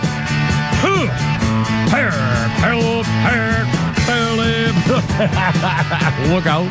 It's only me. It's only the Kimmer with Pete Davis and Flounder and you on 106.3. How's it going? Happy Monday and heading toward Christmas, the 1st of December. Holy smokes. Our number, 404-741-1230, 741-1230. If you would like to join us here on 106.3 for your happy Monday after Thanksgiving week. And by the way, I once again proved I don't know how to use my phone. I just happened again. Twice today I've gone into Flounder to say what the hell's going on with my stupid phone. It went black all of a sudden. The background is all black and it doesn't show up when you try to read messages and stuff. It's unbelievable. And I said, I went to the brightness thing. Hey, Flounder, I said, I went to the brightness thing in my settings. And he said, it's not brightness. It's the wallpaper. How am I supposed to know that? Anyway, so thank you, Flounder. Twice now he's had to reset my stick. One was on autumn. By the way, why does this happen? Suddenly, I've had this phone for a couple of years, and it never did this before. All of a sudden, now it changes on its own. What the hell's that? It hates you. It hates you. It hates you. It clearly hates me. Anyway. Hard to believe. Let's see. Let's just Cyber Monday. Well, I'm sorry. Now we got Rusty on the phone. Hey, Rusty, how you doing? You on the radio, man? What's going on? Good, Kimber. Just wanted to relay when I was in an apartment complex back in 2015 in Woodstock, there was an Afghan refugee there with his family, and it was like they were out of the Stone Age. They would walk. He would walk. He was an elderly gentleman, probably in his maybe 70s or 80s. Yeah. And he would walk in front of the wife, and all the kids would travel about 10 to 15 feet behind them. Yeah. And it was just very bizarre to see how they could ever fit into our society. Well, I just don't see how it could happen. In fact, I live in Alpharetta. I rent a townhouse. I have a townhouse. What do you call it? A cul-de-sac, a community. And he's gone now, but for the first, up until about a year ago, for years, there was a guy from that part of the world, clearly, and he would walk in the neighborhood, and his wife would walk behind him about 8 or 10 feet behind him the whole time. They would exercise by him walking, and she'd be traveling behind him the whole time for 40 minutes or whatever it was, and that's what they did. It's like they were, it's like 800 years ago. Yeah. I mean, nothing's changed. Well, but the thing, now tell me if I'm wrong. It used to be when, the whole Ellis Island thing was to help, when people here became as refugees for war or, countries that were, overturned and they were actually needed asylum or something like that. That's one thing. But the people who came to America wanted to be Americans. We were the melting pot. They wanted to be part of our culture, of our country. They wanted to be American citizens. That's all changed. Biden and the auto pen cadaver presidency let millions of people in who don't want to be Americans. They just wanted to come to America. They don't want, they didn't want to pledge allegiance. They're the ones doing protesting, holding up signs for Mexico or Free Palestine or something. They don't give a damn about America. They didn't want. Now, I'm sure, of the 20 million, I'm sure there were several million who really want to be Americans, but most of them just wanted to get here. They had the chance to get here. Taxpayers. Yeah, take care of me now. Yeah, exactly. Yep. That's all it is. Yeah, and we had there was another group there that were from Egypt, and they had to leave. They were somewhat friendly. I mean, they were Muslim, but they said, we got to leave because we're moving to Philadelphia because Muslims are much more accepted there. I'm like, oh, wonderful. Wow. Well, so, yeah. We shouldn't be letting these people in. They have no business being here. That's my opinion. Yeah. Thanks. I really appreciate it, man. Thank you, Russ. And by the way, Donald Trump says he is now reviewing all of the Afghan citizens who were naturalized because of President Brain Dead Auto Pen.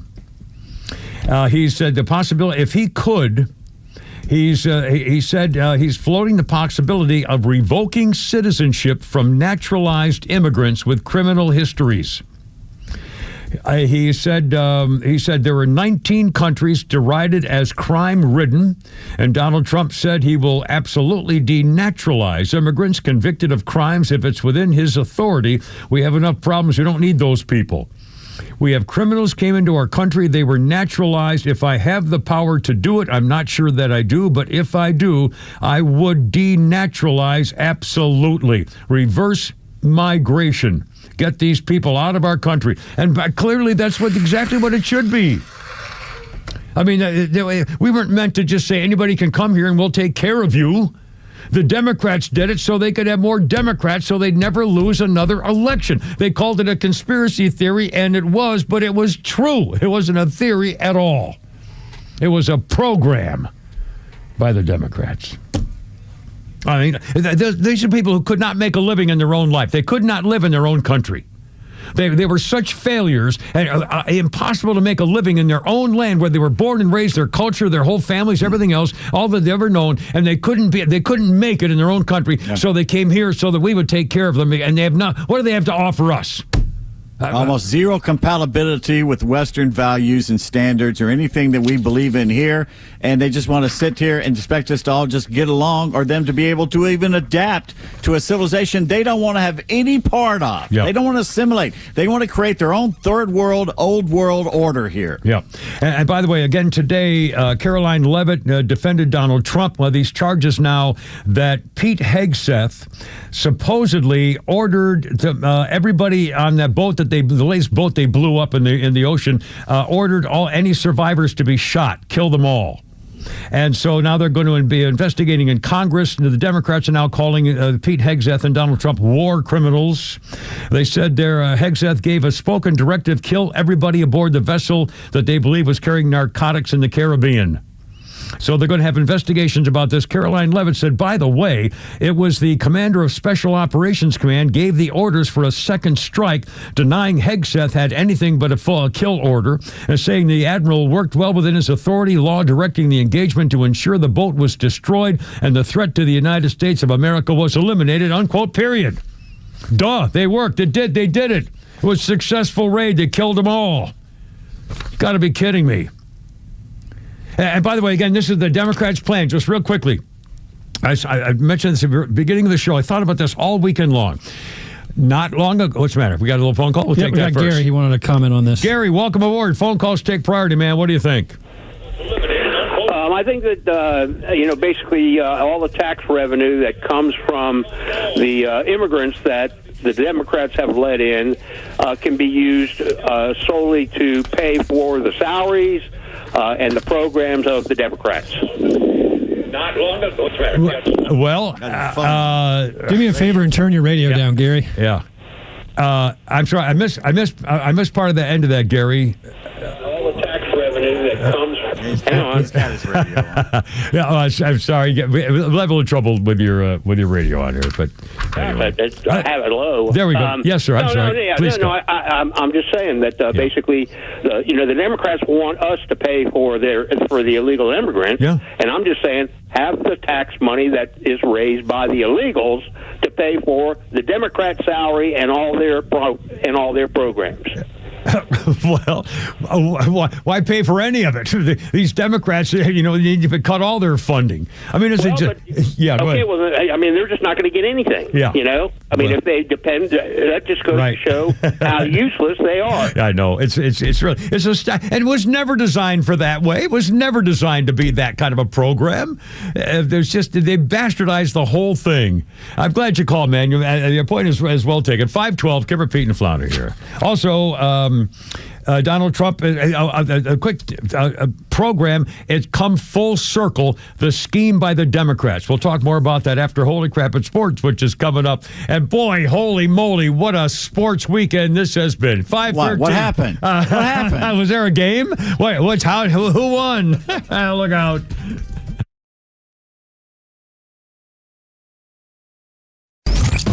Neil Bortz is only live on Extra 106.3, bringing you daily commentary on the biggest topics of the day. Catch him throughout the day or hear his latest on the Extra 106.3 app. Well, a bit of a cold spell here and maybe some funny weather. But listen, if you're a landscaper or contractor builder, Stovall & Company, your wholesale landscaping supply company's got your winter stuff in stock, planting stuff or seed stuff and grass and seed and flowers and shrubs and trees and irrigation things. And don't forget, if you're putting in an outdoor fireplace by a pool or maybe an outdoor kitchen or something, they can help you with that too. And Stovall & Company, family business, means they'll get it there when you need it. And if you have something special and they don't have it, they'll actually tell you where else to get it. You'll love these people. StovallInc.com. This is Jonathan Geller at D. Geller & Son Jewelers with my dad, Mike. Dad, what's the all-time best Christmas gift? Diamond studs. Everybody needs a pair. And ours don't break the bank. Real diamonds set in gold from just $275. Yep, haven't raised those prices since the 80s. How on earth does that work? We get them straight from the source, just like we've done since 1939, and handpick the best and brightest. And with D. Geller & Son's lifetime upgrade, get 100% of what you paid towards a bigger pair anytime for life. We also have diamond jackets for $5.95 that go around the studs to instantly change the look. And that's just one thing. We've got birthstone jewelry, stackable rings and bracelets. Our best holiday selection ever at prices that can't be beat. So come spend the holidays with the experts at D. Geller & Son in Kennesaw, Sandy Springs, and online at dgeller.com. Affordable jewelry for everyone is at D. Geller & Son. Hi, it's Los, here with Tom Mitchell, the Honest Car Guy. Tom, you are changing the way people are buying their next pre-owned car or truck. How are you doing it? You know, Los, we found a better way for customers to buy a car. An honest way, a very transparent way. You pay what we pay plus our honest fee. How do you prove that? We even prove it to you by giving you a copy of the bill of sale at the end of the deal. How much can people save when they buy their next vehicle with the Honest Car Guy? I've saved people upwards of $20,000 and $30,000. I mean, it really depends on the year, the make, the model of the car, and the price of the car. You know, on a $15,000 car, I can't save you $20,000. We can probably save you $2,000 or $3,000. But it's through the course of the whole sale. The big one here that people don't realize, the financing. You go into the dealership, they tell you your rate's 9%. Well, really, it's probably 7% because they're allowed to make 2 points on there. The Honest Car Guy, you'll save an average of $5,000 to $10,000 depending on the price of the car. Folks, if you want to save thousands on your next pre-owned car or truck, try the Honest Car Guy. Call 844-SHOW-ME-1. That's 844-SHOW-ME, the number 1, or honestcarguy.com. The right partner makes all the difference. For more than 185 years, we've forged personal relationships with our customers and communities, funding economic development and rallying around the causes that are important to our neighbors. With the technology, products, and expertise you'd expect from a big bank and the local decision-making and commitment to community from your neighborhood bank, United Bank Shares is your trusted financial partner for life. Learn more at bankwithunited.com. United Bank Shares, member FDIC. Did you know that there are over 34,000 lawyers in the state of Georgia? Yet despite that huge number, Bruce Hagen was recently named by his peers as one of the top 100 lawyers in the state. Do you know who is not among the top 100 lawyers in the state? Some clown standing on top of an 18-wheeler. Those kind of lawyers may make flashy ads, but they're just marketers, not real lawyers. If you've been injured in a car wreck, you need Bruce Hagen, a real lawyer who tries cases and wins. Call Bruce Hagen. He's the real deal for your injury case. Hagen-law.com. Gentlemen, listen up. When it's not hard, it's really hard. Did you know that 50% of men over 50 have some form of ED? It's true, and I'm one of them. ED followed me everywhere. Heck, even my initials are ED. I'm Dr. Eric Deal from Total Body Therapy of Georgia, and I know ED. It can lead to feelings of embarrassment, stress, and sadness. But there's good news. I can fix it. I fixed mine, and I can fix yours too. At Total Body Therapy of Georgia, we are experts in the P-shot, testosterone replacement, regenerative therapy, trimix to create an erection, and more. Guys, ED won't get better on its own, but I can help you today. Call us at 404-777-1911. That's 404-777-1911, or learn about us more online at tbtofga.com. So take it from me, ED, Dr. Eric Deal at Total Body Therapy of Georgia. Call 404-777-1911 or online at tbtofga.com. 1976, Johnny Rotten of the Sex Pistols on the BBC said some very dirty words. The press called the band Rotten Punks. That made Johnny and the Sex Pistols the founding fathers of punk rock. And now for RBM of Atlanta. Holy crap, it's sports with Pete Davis. Well, it's Georgia against Alabama again in the SEC Championship game Saturday in the Benz. Who you got? I got to go Georgia, but this could be a good game. This could be a good game. Going against history, that's for sure. I know. And Lane Kiffin. You ever heard of him, this guy? Oh, my God. Lane Kiffin? All weekend long, since Wednesday night. Poor Marty Smith had one suit of clothes when he showed up in Oxford for a 3-hour tour. And 3 days later, poor man, he finally got off the pot, Kiffin did, and ironically heads to another one at LSU. Every time we flush in Mississippi, you know where it goes. Anyway, defensive coordinator Pete Golding named the new Ole Miss head coach as they enter the playoffs. Kiffin, a really good coach, turned around a moribund program in Oxford, made them more than relevant. 11 win seasons for the first time ever. Basically the best year since I was born, when Johnny Vaught, the legend, was coaching there at Ole Miss. Yeah. They won 11 win seasons, first time ever, first ever playoff appearance, what should be a home game. They should not get screwed out of a home game because of this. Major bowl wins and laying a great foundation. When he left Florida Atlantic, only one Power 5 school took a chance on him. In his own words, he said he needed Ole Miss more than Ole Miss needed him. Both sides grew, became better with him there. Kiffin finally seemed to fully grow up, stop drinking, stop acting in a 21-year-old college student manner. It was no longer all about Lane Kiffin. He seemed to have completely turned around his reputation and the narrative that had followed him since Al Davis acrimoniously fired him as head coach of the Oakland Raiders. Since Kiffin left Tennessee in the dead of night after just 1 year in Knoxville, since Kiffin was fired on the tarmac and not allowed to get back on the charter plane at Southern Cal. All these years of rebuilding his rep, both on and off the field, he threw away in about 2 weeks. And he was right on the cusp. All he had done, it was ready to go over the top. I mean, he brought him there. He was right there. The closest he's ever come to actually being a winner, to actually doing something. If reports are true, Kiffin tried to hold Mississippi hostage, allegedly demanded to remain coaching through the playoffs, despite now being also the head coach of a hated rival, poaching not only Rebels coaches, but players as well. When told no, he supposedly threatened to take all the coaches with him. Ole Miss Athletic Director Keith Carter stood firm. You can't get your coaching cake and eat it too. Kiffin ended up taking 4 coaches to Baton Rouge. Wow. The rest have stayed so far with Golding. LSU is an easier place to recruit. It's really the only big school in the state. Yeah. Tulane, not even close. But it's all still about Lane Kiffin, which means you have exciting football, but also a record of failing up disastrously. I say Kiffin still has eyes for the NFL again, or maybe Bama somewhere in the future. Feinbaum said if Bama had called a couple years ago, he would have gone. Yeah. Bama didn't call him because they didn't trust him.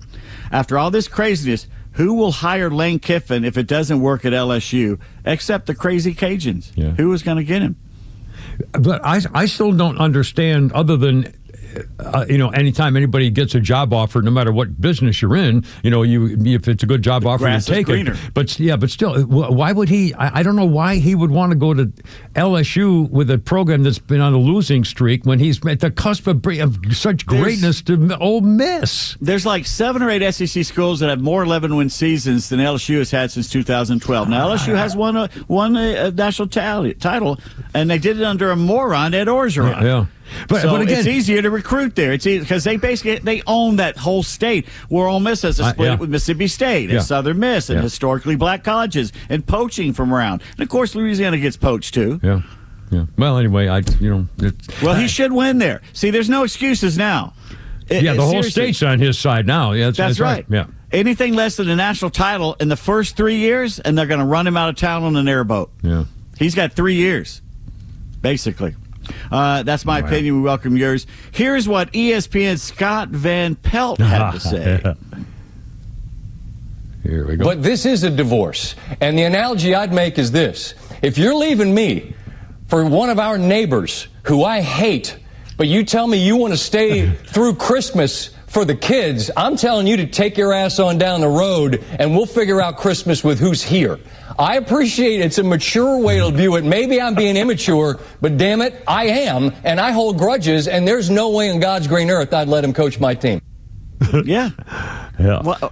Why would you let him coach the team? No, hell no. If Feinbaum said if he wanted to coach those kids, it's an easy thing. Stay the coach. Yeah. Feinbaum really laced into him. I watched that this morning on ESPN, creamed him as a traitor and a turncoat, and he's been doing this his whole life. And, oh, man. At this point, Lane, just leave Juice the dog, and we'll all be happy. Just leave the dog and back away. As one agent said, only Lane Kiffin would burn a bridge while still trying to stand on it. Jeez. The Athletic headline reads, this is The Athletic. He is college football's foremost villain moving forward. Wow. Yeah. If you didn't hate LSU, I ran into an LSU lady at Walmart yesterday, and I came this close to say it. I said, "You will regret what you did unless he wins you a title. Well, you'll be happy." Yeah. Well, he's going to get NIL people going to go on and play for him, aren't they? I mean, and he's a good coach. Yeah. He is a good coach, but he's never won anything. Yeah, and I did hear one player, a leader on the team at Ole Miss, saying that they love the guy who's replacing him, that they all respect him and love him, and they're happy to play for him. So I hope that's we'll see. True. He's never been a head coach. He's been under Saban. He was defensive coordinator for him. He's been a pretty good. The defense wasn't as good as last year, but it's been improving. So I think we'll see. Can he recruit? Can he keep it going? Can he keep those players from leaving in the portal? Yeah, that's going to be a lot of. He's got to get somebody in there who can run an offense. Joe Judge, the former Giants head coach, is there as a quarterbacks coach. Maybe he'll be the new offensive coordinator. We're going to see. So guess how many former head coaches is LSU now paying? Just still paying? Oh, man. 2, obviously. 2. 3. 3? Oh, my goodness. Kiffin, Brian Kelly, and Ed Orgeron's final payment is later this month. How much is old Eddie getting, do you think? Probably $700,000, I'll bet you. Oh, just $426,000. Oh, no. Oh, really? What a Christmas bonus there, Ed. After all these years. Go get drunk again. or get sober. I think it'd probably be better. By the way, the better Ole Miss does in the playoffs, the better LSU is going to pay Kiffin. That's in his contract. Oh, well, okay. That's as the Wicked kinky. Witch of the West says, what a world, what a world. Yeah, that's a little freaky. Even the likes of Rick Pitino and Bill Cowher are critical of Kiffin today. Coming out saying, what is this all about? I don't know how they're going to change this. I really don't. They're poaching coaches in the middle of them playoffs and seasons, and it's just ridiculous. That's right. UCLA about to hire James Madison head coach Bob Chesney. James Madison, the what president of the United States? What number? He was number 7. Lower. 4. Yes, he was number 4. I got that. Very good there. You need to know that on your if you want to be a citizen. That's right. Have to take that test. That's right. Kentucky fires Mark Stoops after 13 years. He's owed almost $38 million American dollars, if not more than that. Yeah. South Florida's Alex Golesh is not going to Arkansas, as reported last week. He is the new man at Auburn. The Razorbacks get the Memphis coach. I forget his name. Ryan something. Florida gets Tulane's head coach, John Sumrall. Kennesaw State head coach Jerry Mack leaves after, I think, just 1 year for the South Florida jobs. That's a shame there. Kennesaw State losing him. And it looks like former Northwestern head coach Pat Fitzgerald is the new guy at Michigan State. Aha. Do they still play football in East I Lansing? don't know. You know, when I went there to graduate school, the bureau was there. Billy Joe Dupree was the tight end, former star of the Dallas Cowboys. He was a tight end of the Michigan State Green Wave. I remember that game he Spartans. played against Notre Dame's the Gipper. Frank Gifford. He Gifford? played, yes. The fearless, the four horsemen. The cloud of the mighty, yes. On 3 Sports has Vanderbilt's quarterback Diego Pavia ahead in the Heisman race, and he's ahead of Indiana quarterback Fernando Mendoza. So it pays to have an Hispanic name or Italian or whatever. I'm surprised. Oh, okay. All right. Falcons lose again, this time in the Meadowlands to the lowly Jets, 27-24, a last-second field goal. Unbelievable. Falcons now 4-8, but somehow still alive in the playoff hunt. If you're not watching me on your YouTube right now, I'm being very sarcastic. Yes, about this clearly. playoff hope. Yeah. Kirk Cousins threw 234 yards, 1 touchdown. Bijan Robinson ran for 142 yards and 1 TD, averaged over 6 yards per carry. Tyler Algier, David Sills also scored. Seattle comes to Mercedes-Benz next Sunday as this baton death match continues to the end of the season. Raheem Morris is now 12-17 in his 2 years as head coach. He's 33-55 in his career as a head coach and interim head coach both here in Tampa Bay. But hey, he's perfect for one of the top 5 dysfunctional franchises in all of the history of North American sports. Stop me if you heard this headline before. This is on AtlantaFalcons.com, their own website.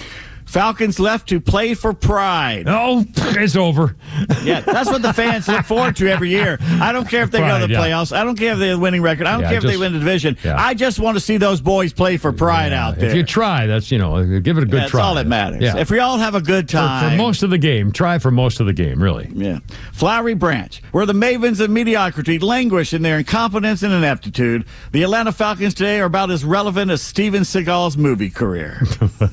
Madonna's life in the boudoir. I mean, nobody wants to know anymore. No, not in person, no. Titans running back Julius Chestnut said that Jacksonville punter Logan Cook, the punter, said he was going to kill him during Sunday's game. Oh, my. The Jaguars easily won anyway, and they say kickers aren't football players. He's threatening people's lives there on the field. I love it. Sign him. Several Cleveland defenders, including star defensive end Myles Garrett, sharp criticism of San Francisco receiver Jawan Jennings for comments that he said crossed the line during Sunday's game. I see why Jennings got punched in the nuts, Browns lineman Shelby Harris said after the win. He says some things that you should not say to another man ever.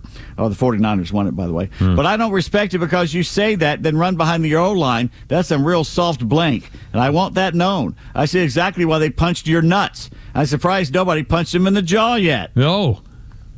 Was he throwing around some N-words or something, I wonder? I don't know. Jennings was punched in the cojones last Monday night by a Carolina player, considering that all the players pretty much are black that are involved in this. I would hate that. Well, unless it ends with an A, I guess that's okay. Oh, boy. Tonight, Giants at New England. Jackson Dart expected to play for New York. Your 5th-place Hawks win in Philadelphia 142-134 in double overtime last night. They're in Detroit tonight. Jalen Johnson, 41 points, 14 rebounds. Wow. Okongwu, 10 points, 13 rebounds. Alexander Walker, 34 points. Wow. Kristaps Porzingis out again last night, not expected to play again tonight, some kind of illness. And Frank Urban Fuzzy Zeller Jr. won 2 major titles in playoffs, including the 84 U.S. Open. Died on November 27th at the age of 74. Born and raised in New Albany, Indiana, Zeller received his nickname thanks to the initials of his first, middle, and last names. Became just the 2nd golfer to win the Masters in his first appearance, following who? Who was the first one to do that? Oh, probably like Jimmy DeMeritt. 1935. The guy who did the double eagle on the 13th hole. Gene Sarazen? No, Gene Sarazen. It was Gene Sarazen. 27 years old, Zeller was tied with Tom Watson and Ed Snead after 72 holes. First sudden death playoff at Augusta National. Let me take you there. All 3 players began with pars on the 10th hole. After Snead and Watson made par on the 2nd playoff hole, Zeller faced a 6-foot birdie putt to win the title. He memorably flung his putter high in the air after the ball dropped in the hole. I've never been to heaven, and thinking back on my life, I probably won't get a chance to go, Zeller said. I guess winning the Masters is as close as I'm going to get. Let's hope he's wrong. Yeah. Yeah. And yes, he did say something stupid about Tiger Woods and Whatever what it is those they people eat, yeah. at the Masters Champions dinner. Yeah. But he did live a full life. So there's that. 1956, this day in sports history, December 1st, led by future Basketball Hall of Famers Bill Russell and K.C. Jones, former future Celtics. The U.S. won its fourth consecutive Olympic gold medal, 89-55 over those Ruskies in Melbourne. 1989, Romanian five-time Olympic gold medal winning gymnast Nadia Comaneci arrives in New York City requesting political asylum in the United States, which is granted. She brought a trade, she brought a talent, and we let her in. Yeah. We should. And 2012, the 21st SEC Championship game, number 2 Alabama beat number 3 Georgia 32-28.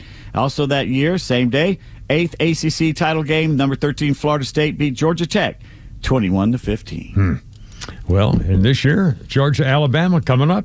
That's going to be a good one. This is the really time I game. think Georgia breaks through and beats them. They've lost like 3 or 4 from them or something with Thunder Kirby. But they have the momentum right now. Yeah. Well, that Georgia Tech game, that was not a good Gunnar Stockton performance. I agree, and Kirby noted that in his press conference. But I still think they have the momentum. Are going to beat them. Yeah. I hope they don't do their normal starting slow. It would be. Yeah, they can't. Yeah, because Alabama's doing okay. You know, DeBoer's a good coach. Whether he can win a title, if he doesn't win a title this year, there's going to be heat. 5:32. More coming up. Kevin Pete Flounder Monday. And it's getting dark. It's dark. It's getting dark. It's almost Christmas. It's like dark. It's dark in Christmas.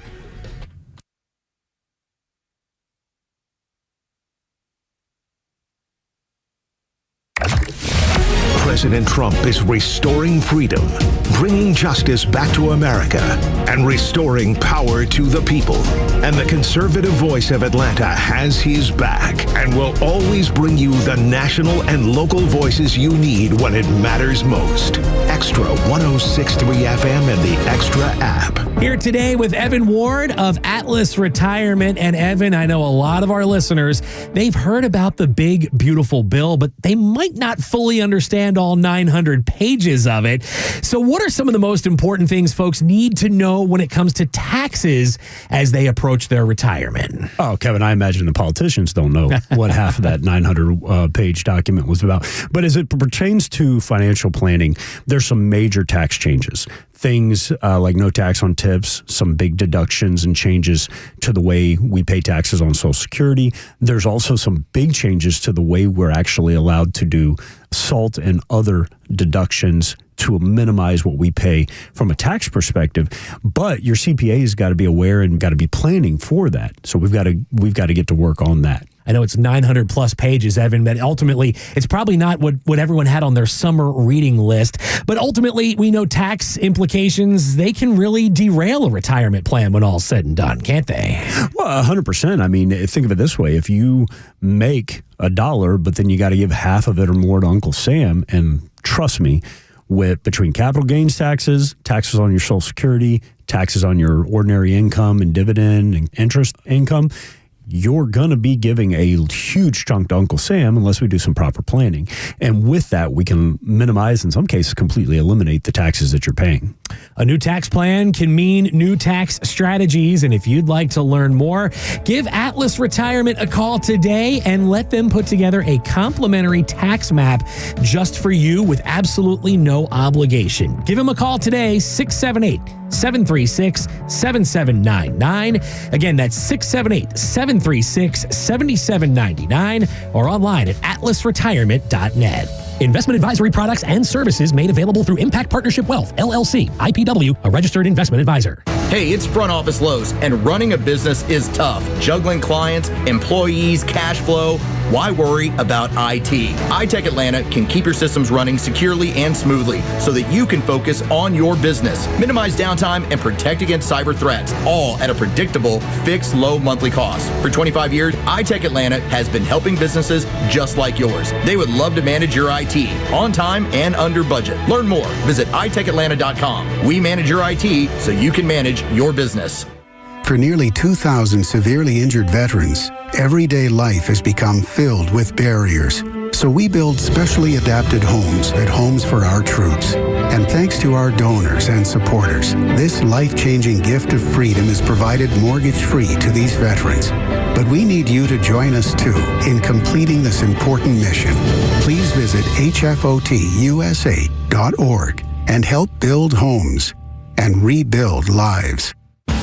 Hey Atlanta, it's Mark from Atlanta Safe House. We have an important announcement. We've moved to a new location to serve you better.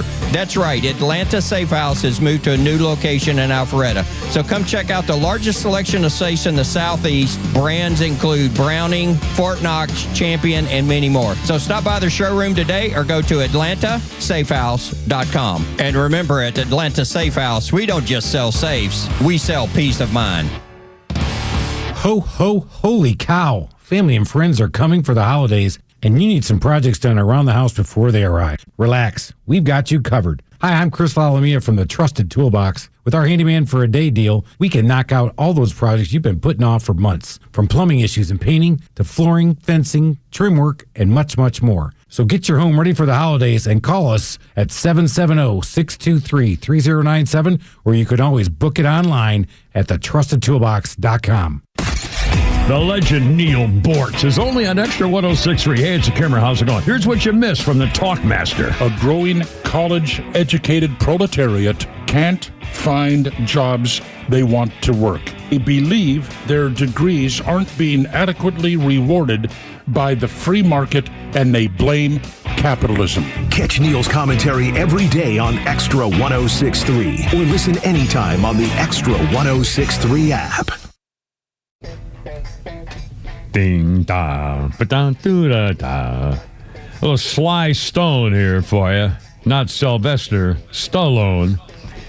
Sly Stone, 1989, sentenced to 55 days in jail for drunk driving. Actually, it was cocaine driving. Sly Stone, 2 weeks later in 1989, pleaded guilty to possessing the cocaine in the first place, and he got sentenced to a year in rehab. Sly Stone, 89. Our birthday sports time birthdays. Deshaun Jackson is 39, an NFL wide receiver, I think. Pete, who's Deshaun Jackson? Who? Deshaun Jackson. Deshaun Jackson, Philadelphia? He's with the Eagles, yeah. Eagles. He's 39. How old is he? 39. He may not be playing I don't think anymore. he's playing anymore. I think that was a couple years ago. And Lee Trevino, birthday. Lee, I saw him in person. My brother played golf with him. My brother was a pro, and he played golf with him in a senior tour event one time. Lee Trevino, really nice guy. I followed him around on the golf course one time. Lee Trevino's 86. He played himself in Happy Gilmore. He'd pop up and shake his head at Adam Sandler. But I remember one of Lee Trevino, was a very clever, funny guy. One of his famous stories was that he was out one day with his shirt off mowing his lawn. And a woman in a limousine came by and rolled onto him and said, "Oh boy, how much do you charge to do lawn work?" And Lee Trevino said, "Well, if I do a good job, the lady of the house lets me sleep with her." Zoink, up goes the window and off goes the car. So that's a pretty clever thing, if I do say so myself. And on this day, said Daisy, Mr. Phone did a little thing here. On this day in 1842, a 19-year-old midshipman named Philip Spencer was enlisted in the Navy in 1842 with the help of his father, John C. Spencer, who was the Secretary of War. And remember, they called it the War Department back in the 40s. Anyway, 1942, World War II, and this kid, 19-year-old, joined the Navy, but he was nothing but trouble. He beat up officers twice aboard the USS North Carolina while he was drunk.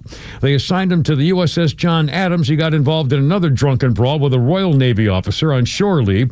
He tried to attempt get out of a court-martial by resigning, but they rejected his resignation, and he was assigned to another boat, then accused of forming a plan with two brothers and two sailors to seize the Somers and sail her as a pirate ship.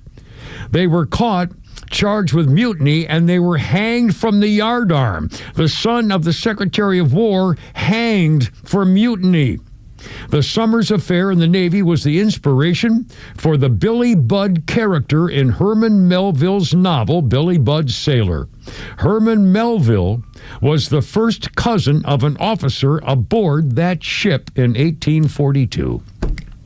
540, Kimmer Pete and Philander. I want to make a quick kind of a turnaround on exactly what's been going on with this business now claiming that Donald Trump and Pete Hegseth are war criminals. You'll recall the Democrats did that special thing a couple of weeks ago where they said, you people in the military, you can disobey orders. If you think they're illegal, you can disobey orders. And then the Democrats started blaming Donald Trump when that madman from Afghanistan murdered the woman in the National Guard. And the Democrats said if Donald Trump hadn't put the National Guardsman there, it's his fault that woman got killed. So Donald Trump, once again, they're saying issued illegal orders, which is what they were complaining about. So the two-step process, watch out for illegal orders. Then they say Donald Trump issued the illegal orders that got that woman killed. And now they're saying he's going to be an investigation over illegal orders for war crimes, calling him a war criminal for blowing up the boats in the Pacific Ocean. You see how this all comes around? The Democrats told you so. You got to start dissipating. You got to break up the military because Donald Trump is doing all these illegal orders. Oh, my God. I mean, there's no other way to put this. They're asking for it. They can't stop. And by the way, kind of a funny thing today, Caroline Leavitt at the podium today giving her press conference. And by the way, she also doubled down and said Donald Trump did not give those orders to shoot the second round into that latest boat that they got. It was actually an order by an admiral ordering the second strike. Had nothing to do with Donald Trump. Now, Caroline Leavitt today, hold on, my stupid thing here, is blasting the New York Times reporter over a story last week painting Donald Trump as a sick man in decline. The article said Donald Trump was nodding off in the Oval Office, claiming the president has fewer public events than he did in his first term. Caroline Leavitt says, I'll point out one fake news story over the weekend before I let you all go. The New York Times took about a third of the president's daily calendar and his daily schedule and said he's doing less than he did in his first term or might not be fit for the job. They didn't look at his whole schedule. It's unequivocally false, deeply unfortunate. The story's written by the same outlet and the same reporter that wrote this, quote, Biden is doing 100% fine after tripping boarding Air Force One. Oh, same outlet, same reporter who wrote that President Trump is not fit for the job. Are you kidding me? The piece about Biden doing 100% fine, stumbling while trying to get up Air Force One steps was a spokesperson claiming he was doing great. The reporter in New York, Katie Rogers, also said Biden's lapses are said to be increasingly common and worrisome, but the mainstream media began aggressively covering Biden at some point. Anyway, so Caroline Leavitt put them all in the fuming that this woman is a third-rate ugly, both inside and out, when Donald Trump complained about her also, too. You see him almost every single day, almost the most accessible president in history. He's taking meetings around the clock. Another piece she wrote about Biden, healthy and vigorous after his physical, which they lied about from the beginning. I mean, he's freaking people. Honestly, it's the worst thing in the world. Oh, by the way, before I forget, hold on here. Oh, Pete, we were talking about Minneapolis, the Somalian communities, also the Muslim communities in Michigan, Hamtramck, and all those other places, and what's been happening. And in Europe, it's even worse. It even started with Europe because it changed their whole culture because they started letting all these people in, and they couldn't handle the kind of things that America can handle, even though we shouldn't have to. A Muslim father and his two sons were not liking their daughters, his daughter and their sisters' Western behavior. She was apparently talking to boys, and she was dressing like a Westerner, wasn't wearing her headscarf, and so they lured her to someplace out in the middle of nowhere in the complete darkness in the middle of night. They bound her and gagged her with tape and drowned her in a marsh. They found the body eventually. The relatives murdered her when she adopted a Western lifestyle, refusing to wear the headscarf and talking to boys. Just what we've been talking about. Her father is accused of orchestrating the whole thing and the killing and then escaped to Syria. This happened in the Netherlands. in the Netherlands. They picked her up in Rotterdam. Yep. Took her before her murder, took her to a remote location, met up with her father. Her father's DNA was found under the daughter's fingernails, fighting for her life. Barbarism like that is totally incompatible with Western civilized values and has no business being next door to it. And then the father fled to Syria and left his 2 sons to take the blame. Well, then this Dutch Special Service should find that sumbitch in Syria. Yeah. Or you know what? There's no extradition. We supposedly have a great deal now with that Syrian Christian murderer and Jew murderer that sumbitch that Trump has been sidling up to. Yeah. Why don't we just say, you know what? Why don't you do us a little favor since we're doing you one by letting you live? Yeah. Why don't you give us that guy? Yeah. Let's do a little something here in Even Steven. Yeah. I mean, it's just seriously, what the hell? I literally can't imagine doing it. Her 2 brothers and the father taping her, gagging her, and drowning her in a marsh as she scratches and where are the women's groups? Yeah. Where are the liberal women's groups screaming about how men are treating women? Yeah. I mean, you look askance at a woman in the West. Oh my God, look at you, you pig. Yeah. But they can kill their own daughters, and you're like, oh, not a word, not a peep. It's got to be fear. It's got to be fear of retribution or stupidity. Stupidity and fear. God. 5:46. Come repeat and flounder. It's dark and it's wintertime, and here we go. I have like 20 deer outside right now. Oh, do you? Oh, cool. Yeah. Oh, cool. Give him some corn or salt licks or herd. something. Yeah, cool. Excellent. All right, I get some video if you can. 5:47-ish. Give repeat and flounder on 106. There's one now. There you go. Oh, my God. He's there. He's got a red nose. He's got a red nose.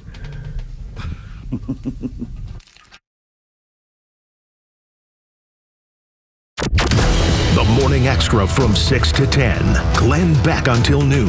Clay and Buck from noon to 3.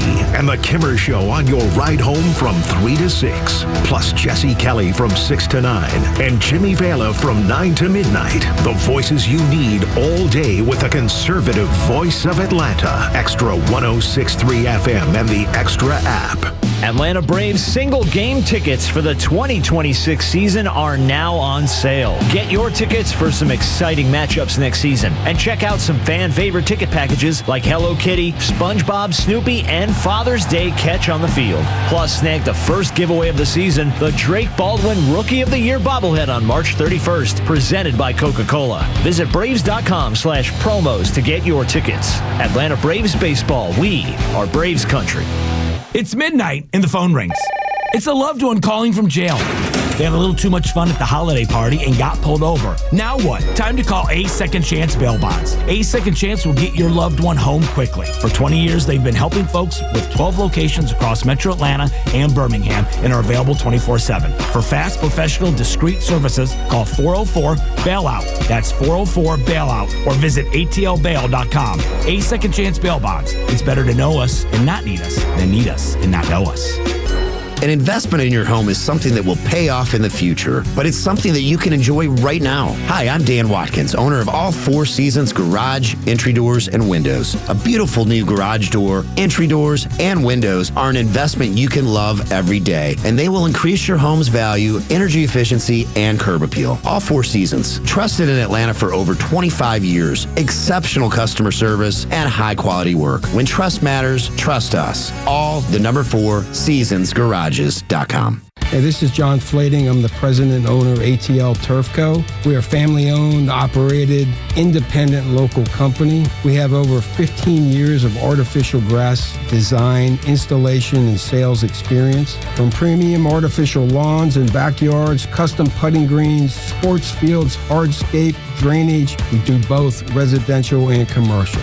If you can dream it, we can build it. Just go to atlturfco.com to schedule an appointment. Okay, who just opened your Obamacare or Marketplace renewal and almost fell off that chair? Hey, 35%, and it's not even any better? You're not crazy. They keep jacking the premium and giving you less. I don't know about this stuff, but I know who does. I go to Steven, the health insurance doctor. I send people there because he's been doing this 16 years. He wins awards for this stuff. He helps the self-employed, 1099, small business owners, the people actually paying for their own insurance. You bet you're going to get corporate-style coverage, nationwide PPO. How about lower zero deductibles, plans that pay you cash benefits when you use them? And he does it all around the year round there because, you know what, he's independent. He's got multiple carriers to quote. A lot of you are going to see that premium go right down instead of up. And in some cases, saving to 60% over that renewal number. He works for you, not Washington. Here's the number, 678-523-0759. 678-523-0759. Or go to healthinsurancedoctor.net. It's Steven, not a call center. Your plan, your savings, and tell him the Kibber sent you. Faith, family, freedom. These are the cornerstones of America and the foundation for a successful life. But today, all three are under attack. Crushing debt, out-of-control spending, and reckless policies in Washington are threatening your savings, your retirement, and your future. Hi, this is Glenn Beck. The only financial advisory firm I recommend in Atlanta is Nicholas Wealth Management. David Nicholas and his team believe protecting your money is about more than wealth. It's about defending your faith, your family, and your freedom. If your hard-earned retirement is left exposed to market chaos, higher taxes, or inflation, what happens to the life you've worked so hard to build? For over 20 years, David Nicholas has helped families right here in Atlanta fight back with retirement strategies built to better withstand uncertainty. Call Nicholas Wealth Management today, 404-890-5606, or visit nicholaswealth.com. Aim to safeguard your future today. Nicholas Wealth is an independent financial services firm that uses a variety of different investment strategies. Yeah, no. Yeah, look, I say the same thing of myself. A little Jimi Hendrix experience here on this Bold as Love. Axis, Bold as Love. He just said it. Jimi Hendrix released their second album, Axis, Bold as Love. 1967. On this day, Hendrix expressed dismay regarding the album cover art, which depicts him and the experience as various forms of Vishnu, incorporating a painting of them by Roger Law from a photo portrait by Carl Ferris. I don't know what that means. Hendrix stated that the cover would have been more appropriate had it highlighted his American Indian heritage. But they made I him know as what it a means. Vishnu. It means TMI. You're telling us about photographers you've never heard of and never will care about. It's on the list. How would I offend Flounder by our musical director by not reading the list of musical director things he's listed? I just put it on because it was Jimi Hendrix and Bold as Love is a cool song. That's all he wanted you to say. Well, I just read this is Jimi Hendrix. We're going to move on to the birthdays. Well, oh my God. The time is 8:41 in the morning. Let's move on to traffic and weather together. Okay. All right, here are the birthdays. 48, 86, 65, and 37. Thank you very much. Perfect. That's how we should do it. You dirty bastards. That's a weird And now I shall regroup what I actually said. Diane Lemon, for those of you of a certain age, Diane Lemon from the famous family musical group, the Diane Sisters. No, the Lemon Sisters. She's 86. Carol Alt, the actress and model, is 65. She's 5'11". She used to be married to the hockey player guy. Carol Alt, 65. And Zoe Kravitz is 37. Zoe Kravitz was in the Batman, Big Little Lies, Mad Max. And I guess she's the daughter, 37, of Lisa Bonet and Lenny Kravitz. Yes, she's a pretty woman. Yeah, She's and a good I had the hots for that Lisa Bonet, boy. Holy, when you did that caveman movie. Oh, the Angel Heart movie with Mickey Rourke. They're literally doing yeah, it. they were doing. Yeah, they were. They were having. God. Anyway. Hey, by the way, Jeff wants to point out. Yes. Please remind the little people that it's been 5 days since Thanksgiving dinner was cooked. Yeah. Eat it tonight or throw it away before it rots in the fridge. Yeah, exactly. In fact, I got to get a guy over there. I've got my ice maker now. There's a little motor back there. And all of a sudden, this motor started acting up so loud. I said, I can hear the sound in my house. And so I realized it was coming from the kitchen. Went in the kitchen, in my freezer, in the freezer section where the ice maker is, there's a motor back there, and it was going. I had to stuff towels in there to cut the noise so my neighbors didn't have me sued or something. So anyway, and so I found a way to kill it, but now I got to get somebody out there to fix the damn thing. So you've stuffed towels next to an overheated engine. Yeah, I did. Well, it was in ice. It was surrounded by ice, so I'm hoping. Where'd you go to school? Oh, that's right. Arizona State. And Michigan State for graduate school. I was a teacher. Suddenly, I was an associate. clear. Yes. Arizona State. Thank you. Where I did 4 years and 2 years, going round the year. Yeah. Summer school, night school, I did it all. Working 7 days a week, too, mister, with a new wife. That Biology 101, that's a tough one.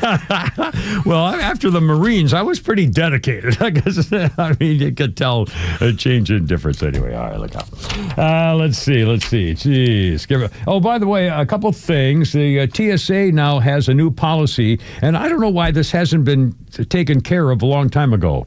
The TSA has got a new policy where they will charge passengers $45 if you show up at airport checkpoints without an acceptable form of ID, such as a passport or a real ID. Starting February 1st in 2026, the Federal Register notes the previous amount was $18, now it's going to $45. The technology operational costs higher than expected. Travelers who don't have acceptable ID will have to go online to the TSA website to complete identification steps and pay a fee of $45. Now, would that mean that you have your permanent ID then? I mean, this is amazing. I thought when you got your driver's license, everybody got a driver's license, you have an ID. But only if the driver's license has the star on it, which mine does. Right, but I never asked for a star. I didn't know there was a thing with a star. Baby, you're a star. You're born a star. But when did that start happening where all of a sudden your driver's license is no good anymore? I think for flying, I think they started putting it on there so you could use it to fly. Yeah, but what a bunch of crap. I mean, now the people are going to find out, oh, you're not qualified, we can't give you this. I mean, you can't fly now, or you can't. I mean, this is. If you don't have the star, I don't think they'll put you on. You have to have something you else. can't get it. You can't get a ticket. You're not eligible as an American citizen with a driver's license that doesn't have a star on it that you got a few years ago. Or I mean, well, I said back in the '90s when we were fighting Zell Miller with the fingerprint law, the damn driver's license. That's right. I gave that speech on the Capitol steps that this is a slippery slope once they start doing this crap. Does my license even have a fingerprint? I don't even know. It's buried in there. It's part of the information now. Oh, it is? Because I don't see it on my license. They're not getting rid of them. They haven't got rid of those. I look like a death row inmate on my driver's. Oh my God! Oh jeez! An IRA bomber is what I look like. I'm going to take a picture and post this. This is disgusting. Well, make sure you don't put your information on. No, I've done that before too, like an idiot. Somebody had to call me. Take it off. Dummy. Anyway, they were talking about something. Oh Lord, yes, they probably were. Anyway, what the heck? Kimmer Pete and Flounders, 5:58 already. Holy, a little Flounders funny. One more shot here. What do you? Now my wife's great. She cooks. That's an underrated trait. You can't even compliment women nowadays when they're cooking. You need to compliment my brain. I'm like, well, you know what? I'm glad you thought of that recipe. The new women not cooking. The new ones, the under 30s, they don't have recipes. He needs to love me for me, blah, blah, blah. Those same women, I can't find a man. It's because you can't make lasagna. Your house never smell like food. It smell like Glade plug-ins. What's that, walls?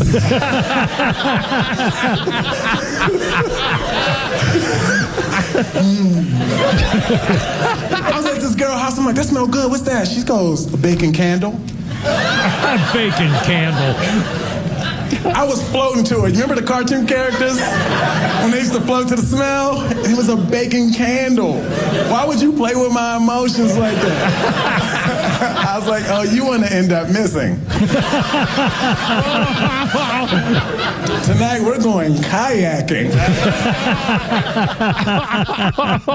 Who's a funny guy? That's Mr. Mike Ewenfield. Holy smokes, write him down. I'll get some more of him. Funny guy.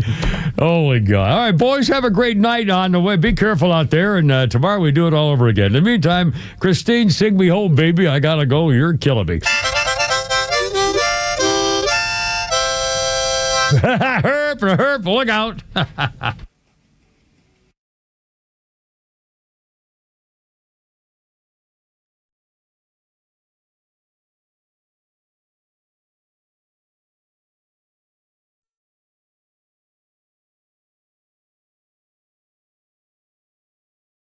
The Morning Extra. Glenn Beck, Clay and Buck, and The Kimmer Show on WFOM and W292 EV Marietta, a Dickey Broadcasting Station. Extra 106.3.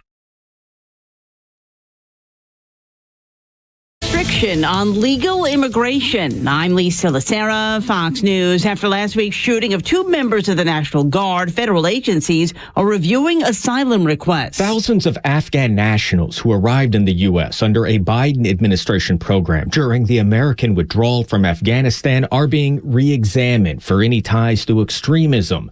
And White House Press Secretary Caroline Leavitt says President Trump is pausing migration from 19 countries of concern. Leaders have a duty to defend and advance the interests of their own people, not foreign nationals. Leaders also have a duty to preserve the integrity and character of our nation's national identity. President Trump says the pause on asylum claims and migration from countries of concern could last a long time. Fox's Jared Halpern at the White House on the second strike of a reported drug boat on the Caribbean Sea. Caroline Leavitt says it was lawful. Admiral Bradley worked well within his authority and the law.